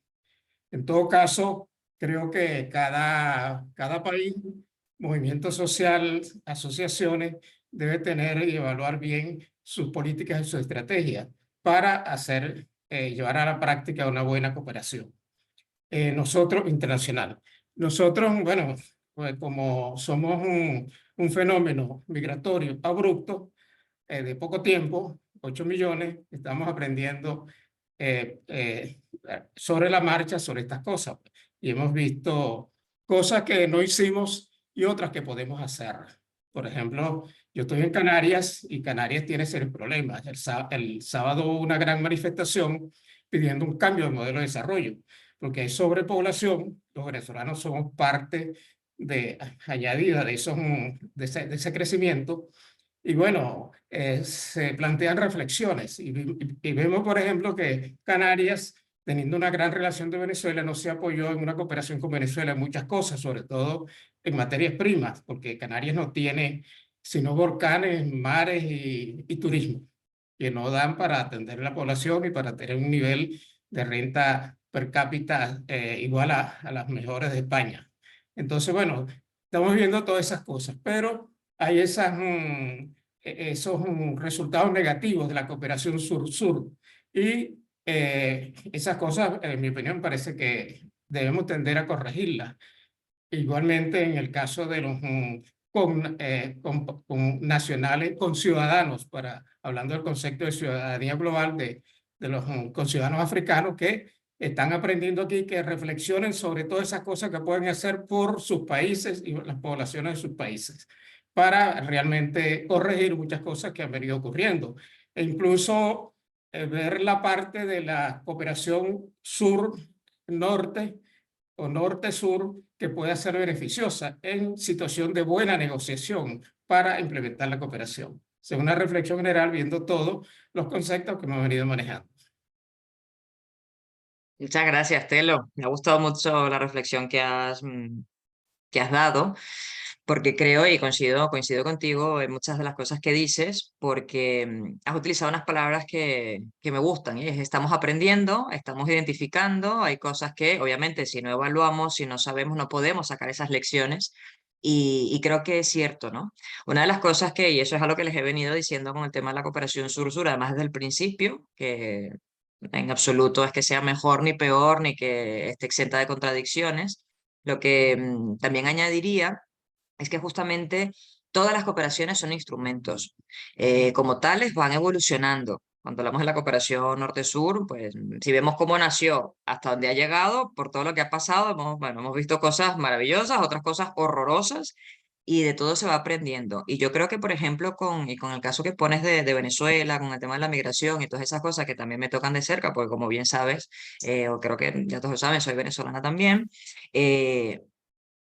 lo que vamos identificando es que también se viven procesos en los que no hay experiencias previas. Por ejemplo, Venezuela nunca ha tenido una situación de una expulsión de personas, ¿no? Un proceso de migración como el que se está viviendo en los últimos años, pero hay otros países que sí lo han tenido.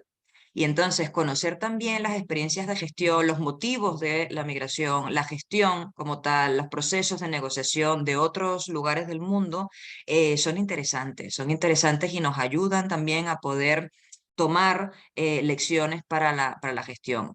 En el campo de la cooperación sur-sur, en la norte-sur, en la sur-norte, además me gusta que has utilizado lo de la sur-norte, porque no está reconocida como modalidad de cooperación desde el punto de vista teórico, pero también existe, ¿vale? En realidad todos podemos aprovechar los conocimientos y las experiencias en cualquier sector según la experiencia que ya han vivido otros. No para replicar modelos, ¿vale? Ni pensando que vamos a avanzar o retroceder, sino para poder tener ideas sobre cómo otros han podido enfrentar determinadas situaciones. Venezuela probablemente dentro de algunos años después de toda esta tragedia que hemos estado viviendo, seguramente también podremos sacar lecciones que quién sabe podríamos compartir a través de procesos cooperativos con otras organizaciones sociales, organizaciones religiosas, universidades, etcétera, ¿no? Entonces yo creo que es un proceso también de ir avanzando, caminando y aprendiendo. En cualquier caso, estas modalidades que yo les estoy comentando, la norte-sur, la sur-sur y la triangular, no son procesos estáticos, nada está escrito en piedra, todo va avanzando. Y efectivamente, como bien decía Estelo, hay avances y retrocesos, tanto en lo nacional como en lo regional. Ponías el ejemplo de la comunidad andina, también puede haber otros, en el caso africano también puede haber. Bueno, el tema de los espacios regionales a veces se infravalora y en realidad los espacios regionales son muy importantes porque son los lugares en los que podemos proyectar políticas nacionales, pero también generar espacios de acuerdo, de negociación, que puedan ayudar a la gestión no solamente de crisis y de cosas horribles que puedan pasar en los estados, sino de fortalecer esas capacidades. de estimular el tema de los intercambios educativos, la movilidad laboral, el trabajo en materia migratoria, en materia medioambiental. Así que creo que has dado en un punto muy importante y te agradezco la reflexión. Hay un montón de manos. Venga, vamos a ver. Venga, Valentina, que tú no has participado hasta ahora. Te voy a dar me voy a saltar el orden y te doy la palabra a ti. Gracias, Adelante. Regina. Eh, tengo una pregunta para ti con el conocimiento que ya tienes de experiencias múltiples de cooperación sur-sur. ¿Cómo es posible que se planteen modalidades de cooperación en las que se intercambian recursos y experiencias y no se plantea, esto lo digo porque sé que sucede, pero no entiendo por qué no nos planteamos desde el principio una modalidad de evaluación? O sea, ya lo he repetido varias veces, pero no entiendo por qué no se da. Si ya se reconoce legítimamente, se ha legitimado un proceso de intercambio, tanto que se reconoce como una modalidad de cooperación entre países, ¿cómo no hay un proceso de evaluación o seguimiento monitoreo de esto? Perfecto, Valentina. Bueno, de hecho, la última sesión que van a tener con la profesora Ana Lilia Huetrón va a ser sobre esto. No significa que no exista ni se haya planteado ni nadie se lo esté pensando. La cuestión está en que si se está aplicando o no los procesos de evaluación. Fíjate, es una limitación que hay y desde mi punto de vista es una limitación sobre todo política, ¿vale? Aquí estamos hablando de que el principal actor es el Estado. Estamos hablando que el impulso que se está dando aquí viene de la parte del espacio iberoamericano. Los países han dado grandes pasos desde el punto de vista técnico, en cuanto a ponerse de acuerdo sobre los conceptos que vamos a trabajar, qué es un programa, qué es una acción, cómo vamos a cuantificar esto, y de hecho tenemos un informe que va mejorando con el paso de los años. Eso es una cosa indudable. Estamos trabajando en la creación de una plataforma para la cooperación descentralizada. Es decir, hay muchas cosas que están avanzando en lo técnico, pero, ojo, lo técnico depende de los acuerdos políticos. Ahora bien, uno de los espacios que tenemos en este momento más activo en esa dirección de la preocupación que planteas, Valentina, y que creo que Telo también va en la misma línea, es el Programa Iberoamericano para el Fortalecimiento de la Cooperación Sur-Sur. Es la plataforma, sin ser un esquema de integración regional ni nada, es un programa iberoamericano. Y se ha convertido en una plataforma en la cual responsables técnicos y políticos de la cooperación iberoamericana de todos los países, salvo Venezuela, que se salió hace unos años, Tela, nos salimos de la Comunidad Andina y también nos salimos del programa iberoamericano. Venezuela se salió en el 2016 o algo así, creo, porque precisamente no estuvo de acuerdo con el capítulo político. Han tenido avances interesantes, ¿vale? Y están de acuerdo los responsables técnicos en la importancia de los procesos de evaluación. De hecho, se están dando espacios para la formación de los equipos técnicos de todos los países iberoamericanos en materia de evaluación, siguiendo, por ejemplo, siguiendo, perdón, las orientaciones de lo que se hace en el Comité de Ayuda al Desarrollo, buscando alternativas que sean como más adaptadas a la lógica de la cooperación sur-sur y a la lógica de la cooperación triangular. Se han abierto debates sobre cómo cuantificar y valorizar la cooperación sur-sur en términos cuantitativos y cualitativos. Porque, por ejemplo, cuando tú vas a evaluar y quieres analizar esto, dices, bueno, muy bien, si hay un intercambio económico, lo puedo decir, si hay un intercambio técnico, le puedo poner número, le puedo poner valor, porque todo cuesta tanto. El sueldo de un personal técnico cuesta tanto por hora. Si yo transfiero estos recursos, pero ¿cómo tú luego cuantificas, valorizas el intercambio de experiencias y conocimiento, la adquisición de conocimiento? En eso están. Se han dado procesos, de hecho, hay documentos de metodologías que se están proponiendo, pero no estamos hablando de que tenemos un CAT de la OCDE, aquí no hay ningún tipo de espacio que aglutine a todos los países y que oriente y que obligue a nadie ni les evalúe. Entonces, en mi punto de vista, Valentina, todavía queda, los pasos ya se están dando, pero todavía queda, y sobre todo depende de que sobre todo en esa cooperación más oficial, los estados a través de sus gobiernos tengan la disposición de someterse a esas evaluaciones. Yo estoy segura que en el ámbito de sector privado, universidades, sociedad civil, podrán estar tal vez un poco más factibles para esto, pero hay una cuestión política importante, no quiere decir que tenga que ver nada turbio de fondo, sino que estamos hablando de que se sometan a procesos de evaluación. Hay muchas más personas de las que nos imaginamos que estamos en esta línea, que hay interés, se conoce la necesidad y hay alguna que otra experiencia Ana Lilia lo explicará, sobre todo cuáles son las metodologías que se están planteando, pero no hay consenso, Valentina. No hay consenso, tampoco hay una directriz para la que vayan a todos los países en esa misma onda. Y luego, por ejemplo, buena parte de la cooperación sur-sur, por ejemplo, en el caso iberoamericano,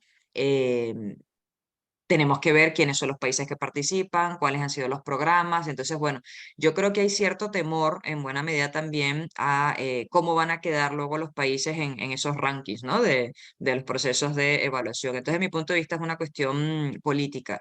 Y yo siempre lo digo, lo técnico avanza cuando lo político se desatasca.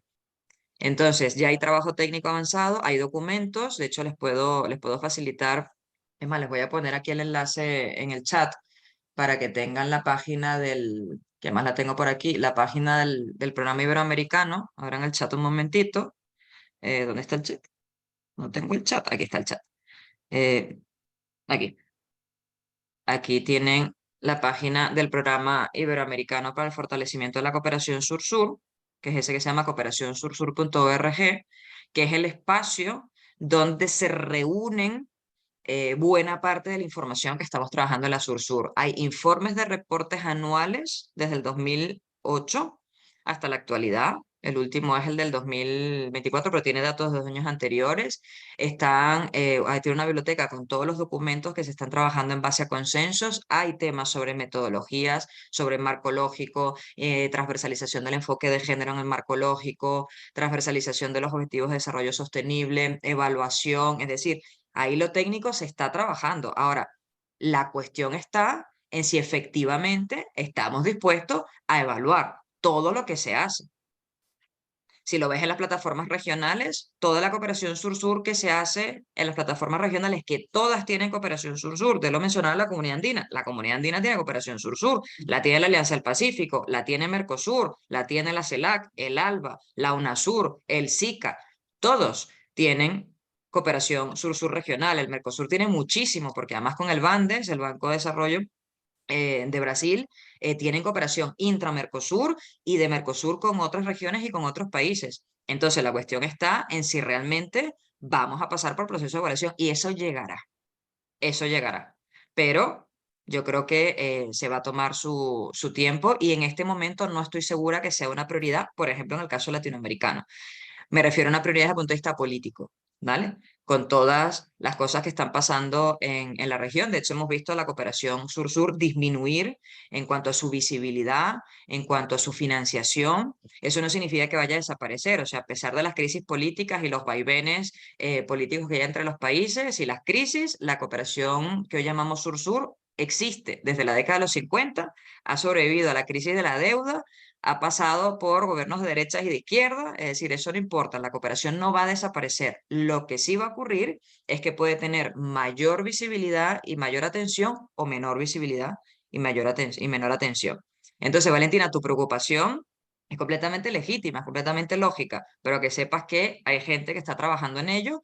Y repito, desde mi punto de vista, la cuestión es una decisión política para que toda esa cooperación oficial tarde o temprano sea sometida a procesos de evaluación que, como decía Telo, pues nos permitan evaluar también pues, los resultados tangibles de todas estas cuestiones. ¿Vale? Muy Muchas bien, gracias. nada. No sé quién iba primero, pero le voy a dar a Juan Jesús. Hola Taina, buenas tardes. Buenas. Vamos a ver, mira la pregunta que te voy a hacer. ¿Qué opinión tienes tú en referencia a la crisis que estamos viviendo con el problema de la inmigración irregular de los países africanos a Europa, que se les está dando, a los países se les está ayudando, pero cada vez hay más inmigración que viene de forma irregular? En vez de llevarles, por ejemplo, el pescado, ¿no sería mucho mejor enseñarles a lo que es pescar para que ellos puedan autoabastecerse ellos mismos en general a todo? Bueno, Juan Jesús, es una pregunta que nos da para otro seminario. Ustedes están haciendo unas preguntas que nos da para hacer un seminario sobre migraciones. Ahí le estoy viendo la cara a Fran, y si ya estarás pensando, Fran, en montar otro curso sobre migraciones y desarrollo. No hay una respuesta rápida que se pueda dar a esa pregunta, Juan Jesús. Y entiendo tu preocupación y seguramente de la mayoría de las personas que están aquí en esta sesión, ¿no?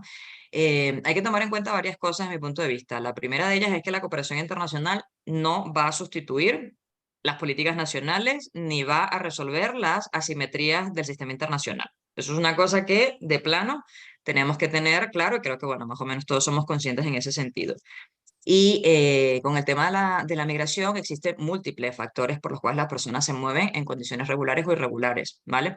Y creo que Gonzalo lo había dicho, creo que en la primera sesión, y yo le respondía en la misma dirección que te voy a responder a ti. Asumir que la migración es un problema ya es un enfoque, ¿vale?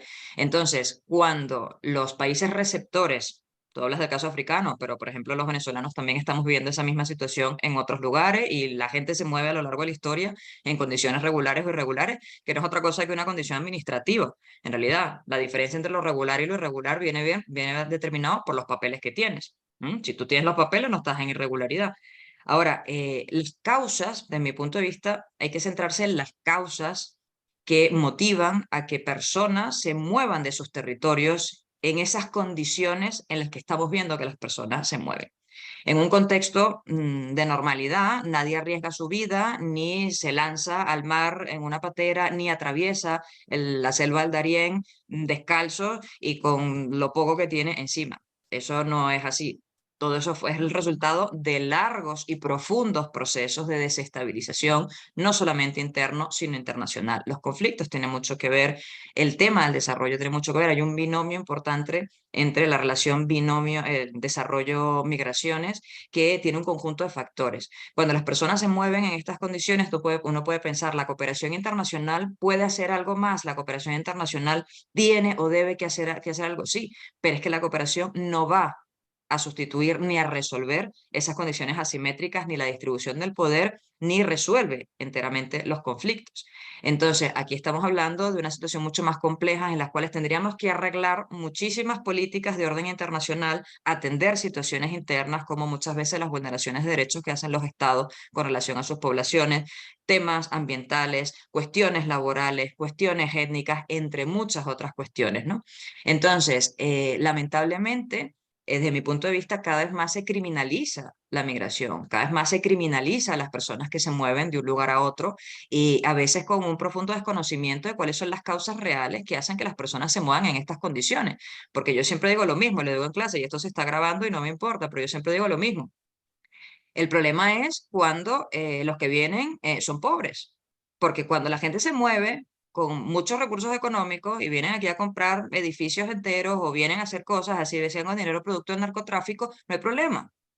El problema está en que los estados, sobre todo los estados europeos, no quieren que vengan personas que no tienen dinero. Ahí está un problema importante. Entonces, la conceptualización de la migración, la decisión política de asumirla como un problema y también el rechazo a personas que son de una condición racial, de una condición económica o de una raza determinada, termina ampliando el problema, ¿no? Entonces, desde mi punto de vista, es una cuestión mucho más compleja y lamentablemente la cooperación internacional no va a resolver las situaciones terribles que se viven con cuestiones migratorias, pero sí coincido en algo que entiendo que es el fondo de tu intervención, Juan Jesús, que tiene que ver con que podemos hacer que la cooperación sea mucho mejor dirigida, que sea mucho más útil, que sea mucho más estratégica para poder ayudar a potenciar ese crecimiento económico, ese desarrollo industrial, esa equidad social, esa disminución de las asimetrías y la reducción de las posibilidades de conflicto. Pero sabemos que eso apenas es una parte de de una compleja red de causas y consecuencias que tienen muchas que ver con las relaciones internacionales y las asimetrías en la distribución de poder. Además también de la subordinación que tienen los actores en la estructura internacional. Esa distribución que tenemos de que unos países producen una cosa y otros otra, cuando muchas veces se habla de grandes conflictos y hay que ver realmente quiénes financian estos conflictos, quiénes se benefician de estos conflictos. Es decir, hay muchas cosas que por eso te digo, nos daría para un seminario, pero creo que la cooperación puede ser un poco más eficaz, puede ser un poco más coherente, claro que sí, para centrarse en las causas reales de los fenómenos del desarrollo y contribuir, claro que sí, a mejorar incluso las condiciones de las personas que viven en estos países, pero también que se mueven, ¿no? Pero no vamos a resolver el asunto. Y lo de dar el pescado, enseñar a pescar, es así, esa es un poco la lógica que se ha planteado, pero bueno, también depende de cuál sea la región, seguimos teniendo políticas muy de tipo asistencialista y que no van a las causas estructurales de los problemas.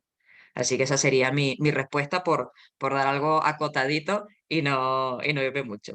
Así que te lo agradezco, Juan Jesús. No, bien, gracias. Gracias a ti, César. Creo que Gonzalo estaba primero que yo. Ya es que ya yo no sé quién hablaba primero, pero venga, dale, Gonzalo. César puede empezar Que porque yo he me voy participado emocionando y no antes. sigo el Espera orden. que... No, César, por favor. Vale, bueno, gracias. Una consulta me parece muy interesante ese ámbito de la cooperación sur-sur de los gobiernos que involucra a los gobiernos locales. Si nos podrías ampliar un poco más sobre si requiere de una legislación nacional de cada país para posibilitar de que se dé esa cooperación sur-sur entre los gobiernos locales y si tienes algunos ejemplos interesantes en esa área, en ese ámbito. Y también, bueno, quizá esto lo vamos a ver más adelante en el programa de alguna bibliografía, recomendaciones de bibliografía desde el punto de vista operativo para formular proyectos de desarrollo de cooperación internacional que nos puedas recomendar. Sí, claro. Me la estoy poniendo aquí en el chat. Bueno, yo no sé si ustedes se van a leer todo lo que yo les estoy poniendo en el chat y todo lo que va a terminar. Yo les veo ahí muy motivados, yo les paso cosas. Aquí, precisamente a propósito de tu pregunta, César, les comparto un artículo que es de mi autoría, que publiqué en una revista de la Universidad Externada de Colombia, justamente sobre el rol estratégico de los gobiernos locales y regionales en la cooperación sur-sur con el tema de la implementación de la Agenda 2030. Pero luego tengo otro, que ya lo buscaré y se los mandaré, que lo publiqué en la revista de la Universidad de los Andes en Venezuela, sobre cooperación transfronteriza. Todo eso es gobierno, todo eso es cooperación descentralizada. Todo es cooperación descentralizada y tengo otras publicaciones, ¿vale? Lo que pasa es que tendría que buscarlas y se las voy a colgar todas en el campus virtual, ¿vale? De hecho, tengo capítulos de libro, tengo artículos y también puedo recomendarle a otros autores que también trabajan con el asunto, ¿vale? Así que bueno, justamente lo que quede lo tienen en las diapositivas, no hace falta que se los explique mucho, pero lo tienen en las diapositivas para que se lo puedan revisar. Efectivamente, necesitamos un marco, cuando hablamos de la cooperación en el ámbito oficial, necesitamos un marco político y un marco técnico, ¿vale? Los gobiernos locales tienen posibilidades más o menos de suscribir acuerdos de cooperación, entre otras cuestiones, dependiendo de las competencias que tengan, ¿vale? Aquí tendríamos que ver casos concretos, ¿vale? Casos concretos, porque la acción exterior de los gobiernos locales, pues bueno, depende del nivel de autonomía que se tenga en cada país y también depende de las competencias. En el caso de la mayoría de los países latinoamericanos tienen competencias para, en el marco que les permite la Constitución y la ordenación político-territorial, puedan suscribir convenios, pero la lógica es que todo esto también sea informado y a veces coordinado con Cancillería o gestionado con embajadas en otros países, ¿vale? Pero se puede, como en efecto se hace mucha relación bilateral entre actores locales, ¿vale? Por ejemplo, universidades y organizaciones, eso va directo. Pero cuando hablamos, y también depende, pues te digo, o sea, todo esto hay que hacerlo con pinza, no te puedo dar una norma general porque depende del caso, pero por ejemplo, los movimientos sociales y las ONG, en ese sentido, prácticamente tienen mucha más libertad porque trabajan directamente con otras organizaciones no gubernamentales, es decir, no comprometen al Estado en cuestiones financieras o en cuestiones jurídicas. En cambio, en el caso de los gobiernos locales sí. ¿Por qué? Porque aquí estamos hablando de mayor o menor medida una representación del Estado y ante cualquier conflicto, ante cualquier controversia, no es el territorio específico el que está comprometido, sino el Estado-nación. Entonces aquí por eso por ejemplo, los ministerios exteriores, las cancillerías son muy resolosas, por eso cuando les hablaba de la paradiplomacia les decía que este es un concepto que todavía no está bien visto. Prácticamente todas las cancillerías se llevan las manos a la cabeza cuando escuchan la palabra paradiplomacia, porque para algunos puede ser una forma de democratizar las relaciones internacionales, descentralizar todo esto, pero eso también puede ser un caos. Entonces no puedes tener a gobiernos locales firmando acuerdos a diestra y siniestra, porque todo eso son compromisos para el Estado, ¿vale? Y eso es muy importante tomarlo en cuenta desde el punto de vista jurídico, desde el punto de vista también del derecho internacional y de las responsabilidades que asumen los Estados, porque tú eres un territorio, pero estás dentro de un Estado. Entonces, sí hay un marco político, sí hay un marco técnico, insisto, depende del nivel de descentralización, depende de las competencias que se hayan atribuido, y esto todo viene desde la Constitución para abajo, ¿vale? Y dependiendo de cada caso, pues hay más o menores posibilidades. Pero lo que sí también te puedo decir es que existe una red global que se llama CGLU, Ciudades y Gobiernos Locales Unidos, la CGLU, que es una plataforma, bueno, es la única plataforma de carácter global que reúne a gobiernos locales de todas las regiones, del norte y del sur. La CGLU, se lo pongo en el CGLU, Ciudades y Gobiernos Locales Unidos. Y entonces aquí se promociona mucha actividad de cooperación, muchísimo intercambio, se hace muchísimo trabajo en ciencia política, y al final cuando hay interés en cuestiones más concretas, aquí no se deja de lado al Estado, ¿vale? Aquí se intenta canalizar cuestiones a través de las cancillerías, con las embajadas, y en realidad no está mal hacerlo. Lo que pasa es que a lo mejor para algunos esto puede ser visto como una forma de injerencia, de control. Por ejemplo, han habido casos en donde se plantea que, por ejemplo, cuando una cancillería o el Estado quiere conocer quiénes son las fuentes financieras de las organizaciones o de los gobiernos locales, se puede entender como que es una manera de tener control sobre esto o vigilancia, ¿no? Dependiendo de cuál sea el caso. Pero deslastrándonos de cualquier situación complicada, la coordinación entre los diversos niveles territoriales sería lo ideal. ¿Vale? Y cuando hablo de coordinación no hablo de control impositivo, de dominación, ni nada por el estilo. Me refiero a la comunicación y a la coordinación de los múltiples niveles. De hecho, cuando se entiende cómo funciona o el planteamiento de la Agenda 2030, se nos llama a las alianzas entre múltiples actores y a las políticas de tipo multinivel. Y el trabajo multinivel cada vez es más importante y más necesario, porque muchas veces el trabajo de los actores locales se puede ver entorpecido o puede tener un menor alcance cuando no tenemos una buena coordinación con otros niveles, ¿no? Desde el punto de vista jurídico, desde el punto de vista institucional, incluso desde el punto de vista financiero. Entonces, esa coordinación, por ejemplo, entre políticas nacionales y locales sería interesante, que haya mayor proyección de los actores locales y que puedan tener mayor peso en las agendas nacionales es muy importante, ¿vale? Pero esos son ejercicios que todavía en el campo de la Sur-Sur llevarán su tiempo. Ya el hecho de que estén los actores locales ya es bastante, ¿vale? Y ya de ahí a esos siguientes pasos yo creo que nos llevará un tiempito, y también habrá que ver un poco cómo se gestiona políticamente, por ejemplo, en el caso latinoamericano, ante pues los vaivenes políticos y las crisis que se tienen, ¿no? Así que bueno, ahí tienes un artículo, luego en el campus virtual les cuelgo más cositas. Venga, Gonzalo. Sí, tenía como dudas, ¿no? Que a mí me gustaría que me aclare. En primer lugar, quiero saber, porque hay una organización regional, la Unión Africana, pero ahora quiero, porque a veces sigue los objetivos de desarrollo sostenible, ¿no? Fin contra tal, hay que poner más tecnología de fácil acceso para mejorar el emprendimiento, pero quiero saber cómo poder implementar proyectos de cooperación sur-sur sobre tecnología cuando realmente hay algunos objetivos como fin del hambre, fin de la pobreza, el hambre, cuando realmente la población está pasando hambre, porque si la población no es capaz de tener $1 al día para comer y luego se implementa un proyecto que tiene que ver con tecnología, con promover tal, ya, que no le da para ni siquiera para móvil, donde la red es inestable. Yo saber en estos tipos de cooperación, qué es lo que se puede hacer, qué es lo que no sé cómo decirlo, actores de la sociedad civil, qué es lo que pueden hacer para poder proyectar esta imagen que este proyecto sí es bueno, pero no es en ese instante necesario porque hay otros que, pues, no sé cómo explicar. No sé si me hago Entiendo. entender. Te entiendo perfectamente. Creo que todos te entendemos perfectamente a lo que te estás refiriendo. Y lo que me estás diciendo es el ejercicio de priorización, ¿vale?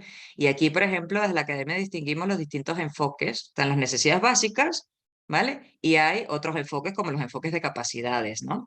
Entonces, ¿qué pasa? Dependiendo del lugar en el que estemos ubicados, tenemos que identificar, así como tú decías, identificar el contexto, hay que identificar cuáles son las necesidades. Si no cubres las necesidades básicas, todo lo demás que viene, pues es un poco complicado. Ahora, la cooperación sur-sur, como la norte-sur, como la triangular o la sur-norte o la circular, lo que venga el día de mañana, así sea con los extraterrestres, tenemos que tomar en cuenta que siempre debe adaptarse al contexto y dependerá de los actores, porque las herramientas son técnicas. Tú tienes un marco lógico para formular proyectos, tienes un enfoque basado en resultados, tienes un enfoque de género, tienes un montón de cosas que están ahí, que son herramientas que tienes para formular los proyectos tomando en cuenta todas estas cosas. Pero lo que tienen que hacer los actores es identificar realmente cuáles son las necesidades que se van a atender, porque la cooperación es un instrumento y el instrumento te va a llevar a cumplir los objetivos, o con la idea de que cumplir los objetivos que los actores se ponen, se fijan. Entonces, tenemos a los estados por un lado, las regiones por otro lado, y tenemos a los actores de la sociedad civil. Si tú lo que estás identificando es que los actores que están trabajando en cooperación no están atendiendo esas necesidades perentorias de la ciudadanía, de las personas, entonces lo que tiene que haber es un enfoque en ese sentido. No quiere decir que se desatiendan las otras cuestiones, porque eso también es un debate que hay, ¿no? La hiperespecialización en sectores específicos. Hay que trabajar en todo. Hay que trabajar en educación, en salud, en tecnología, en medio ambiente, en género. Si nos enfocamos solamente en el hambre, no atendemos todo lo demás. Y si si nos centramos en la tecnología, como tú decías, no atendemos todo lo demás, incluyendo el tema del hambre, ¿vale?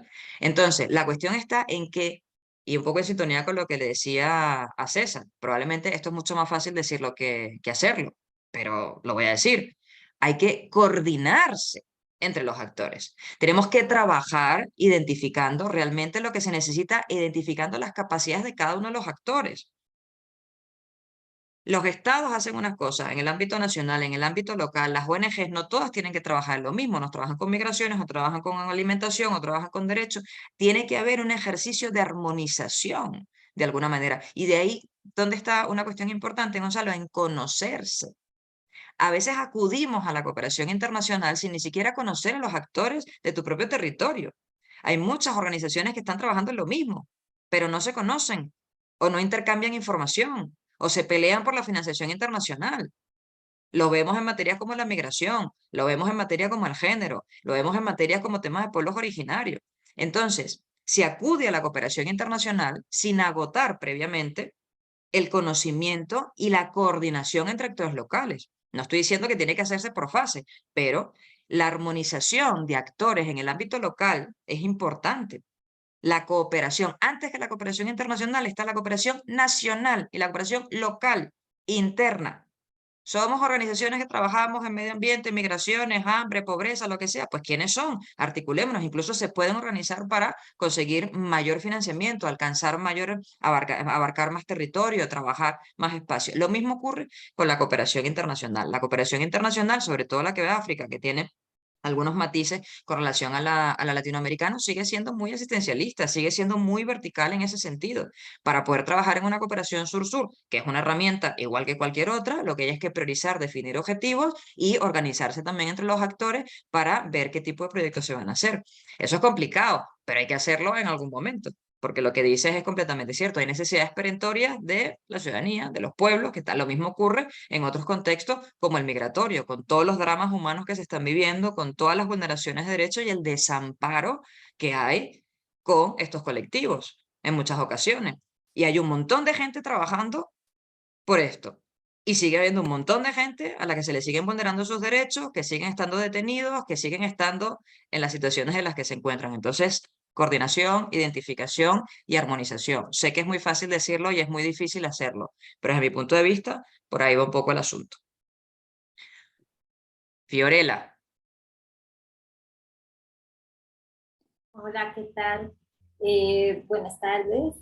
Bueno, yo sí creo que este curso de migración y cooperación internacional sí vendría bastante bien, porque Toma nota, Fran.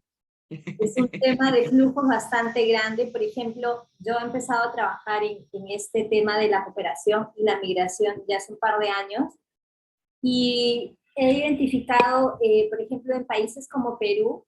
Perú era un país que emitía, bueno, no emitía por conflictos económicos, políticos y sociales en sus diversas décadas. A muchos de nuestros ciudadanos emigraban a países, incluso como Venezuela, ¿no? Que era un país rico en su momento, en los 80, iban a Argentina, se han ido a España, se han ido a Estados Unidos, a Europa. Era un país donde enviábamos, o la gente salía, pero no teníamos flujos grandes, al menos en las últimas décadas, ¿no? Cuando llega la migración venezolana, por ejemplo, que llegaron 1,5 millones de migrantes venezolanos, el país no sabía, fuimos el segundo receptor en Sudamérica de migrantes, ¿verdad? El primero fue Colombia. No teníamos los mecanismos de implementación, de documentación, de los tipos de documentación. Entonces, primero había visa, después, digamos que el propio Estado empezaba a identificar que no tenía los mecanismos para no solo la documentación regular, sino también la integración dentro de la sociedad, ya sea una integración económica, social, educativa y de salud, ¿no?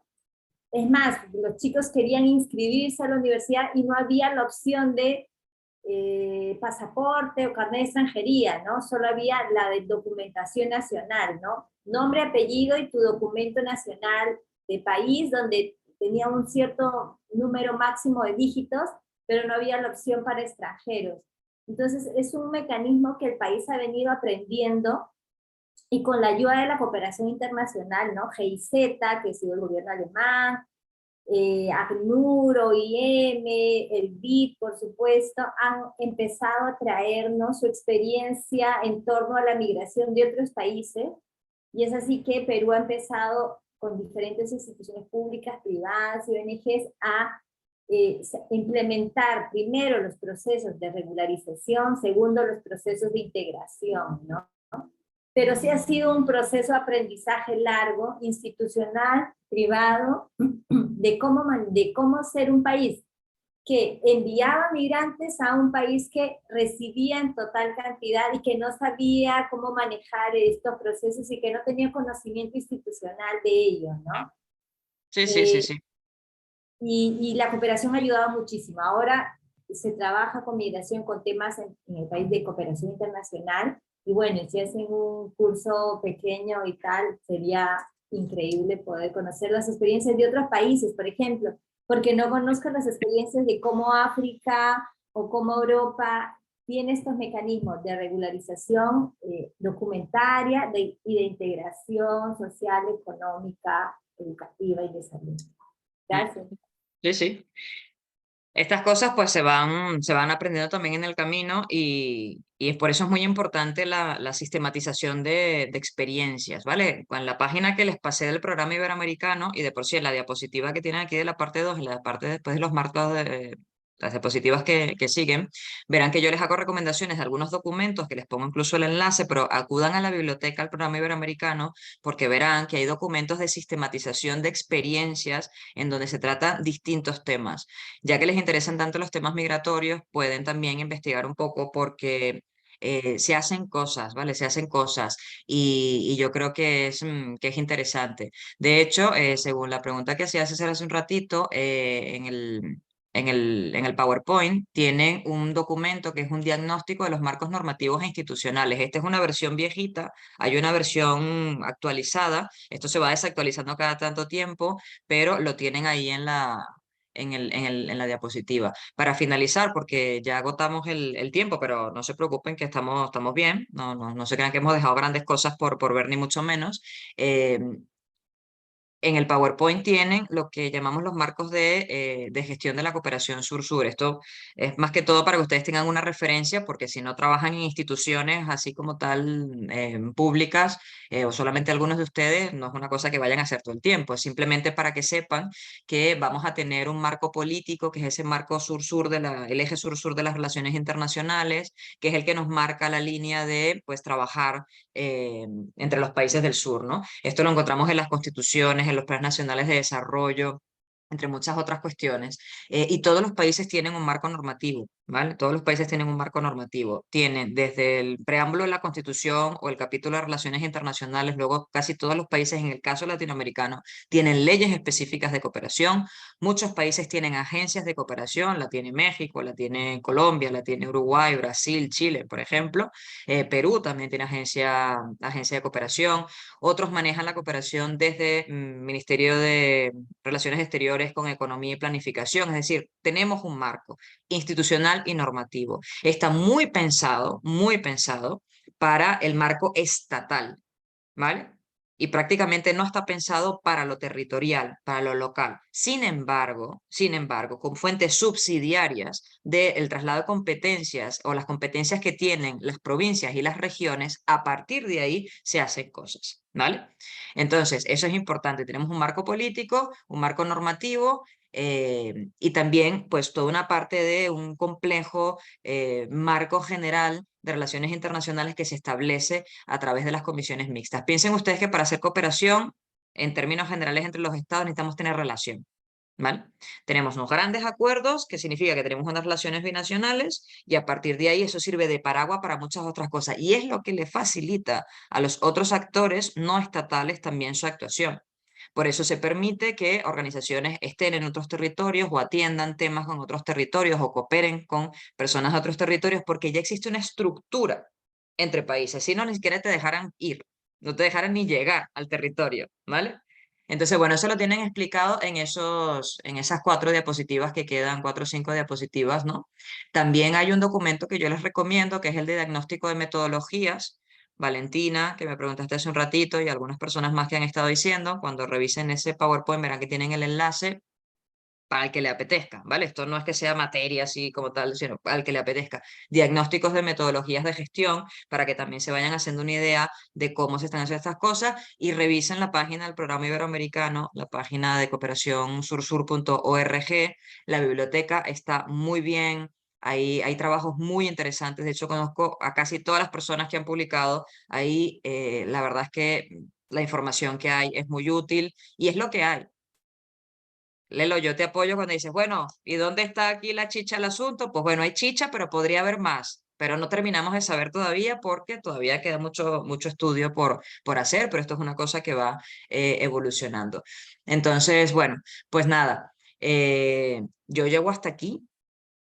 Esta es mi última sesión, bueno, de contenido. Yo les acompañaré el último día de clase junto con Guillermo, que haremos una sesión de diálogo, de debate, pero a partir de la próxima semana van a estar con el profesor Guillermo Santander, en donde recuerden la lógica del programa. Vamos a tener una tercera parte, donde antes de entrar en lo triangular, Guillermo va a hacer una puesta en escena un poco de la cooperación española, que a lo mejor muchos de ustedes ya conocen, pero también como el grupo es diverso, para que también entiendan un poco el contexto de la cooperación española, tanto la estatal como la descentralizada, y la cooperación triangular, ¿vale? También parte conceptual y pues bueno, muchas otras cosas que Guillermo va a poder explicar. Y una sesión sobre temas de valorización y evaluación con la profesora Ana Lilia Huitró.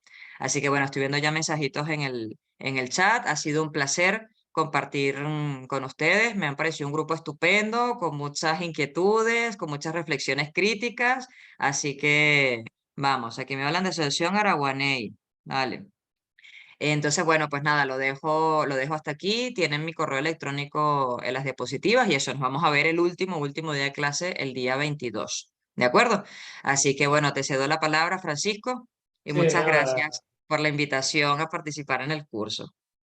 No, gracias a ti por todas estas tardes que nos has regalado y que hemos podido compartir y disfrutar todos juntos.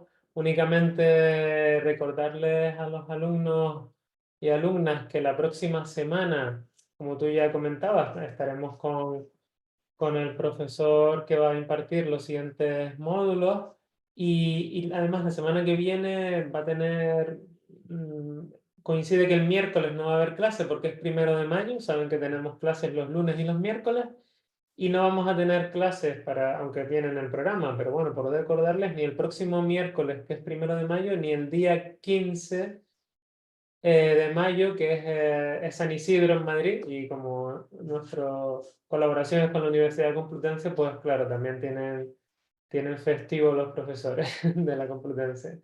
Entonces, pues nada, nos vemos el próximo lunes y muchas gracias a todos y a todas, y sobre todo, pues, gracias a ti, Taina, y nos vemos también el último día, en ese diálogo interesantísimo que vamos a tener todos. Muy bien. Chao, feliz noche para todos. Un beso. Muchas gracias, Taina. Muy Hasta la interesante. próxima semana. Hasta luego. Gracias. Muchísimas Muchas gracias. gracias. Un placer. Gracias.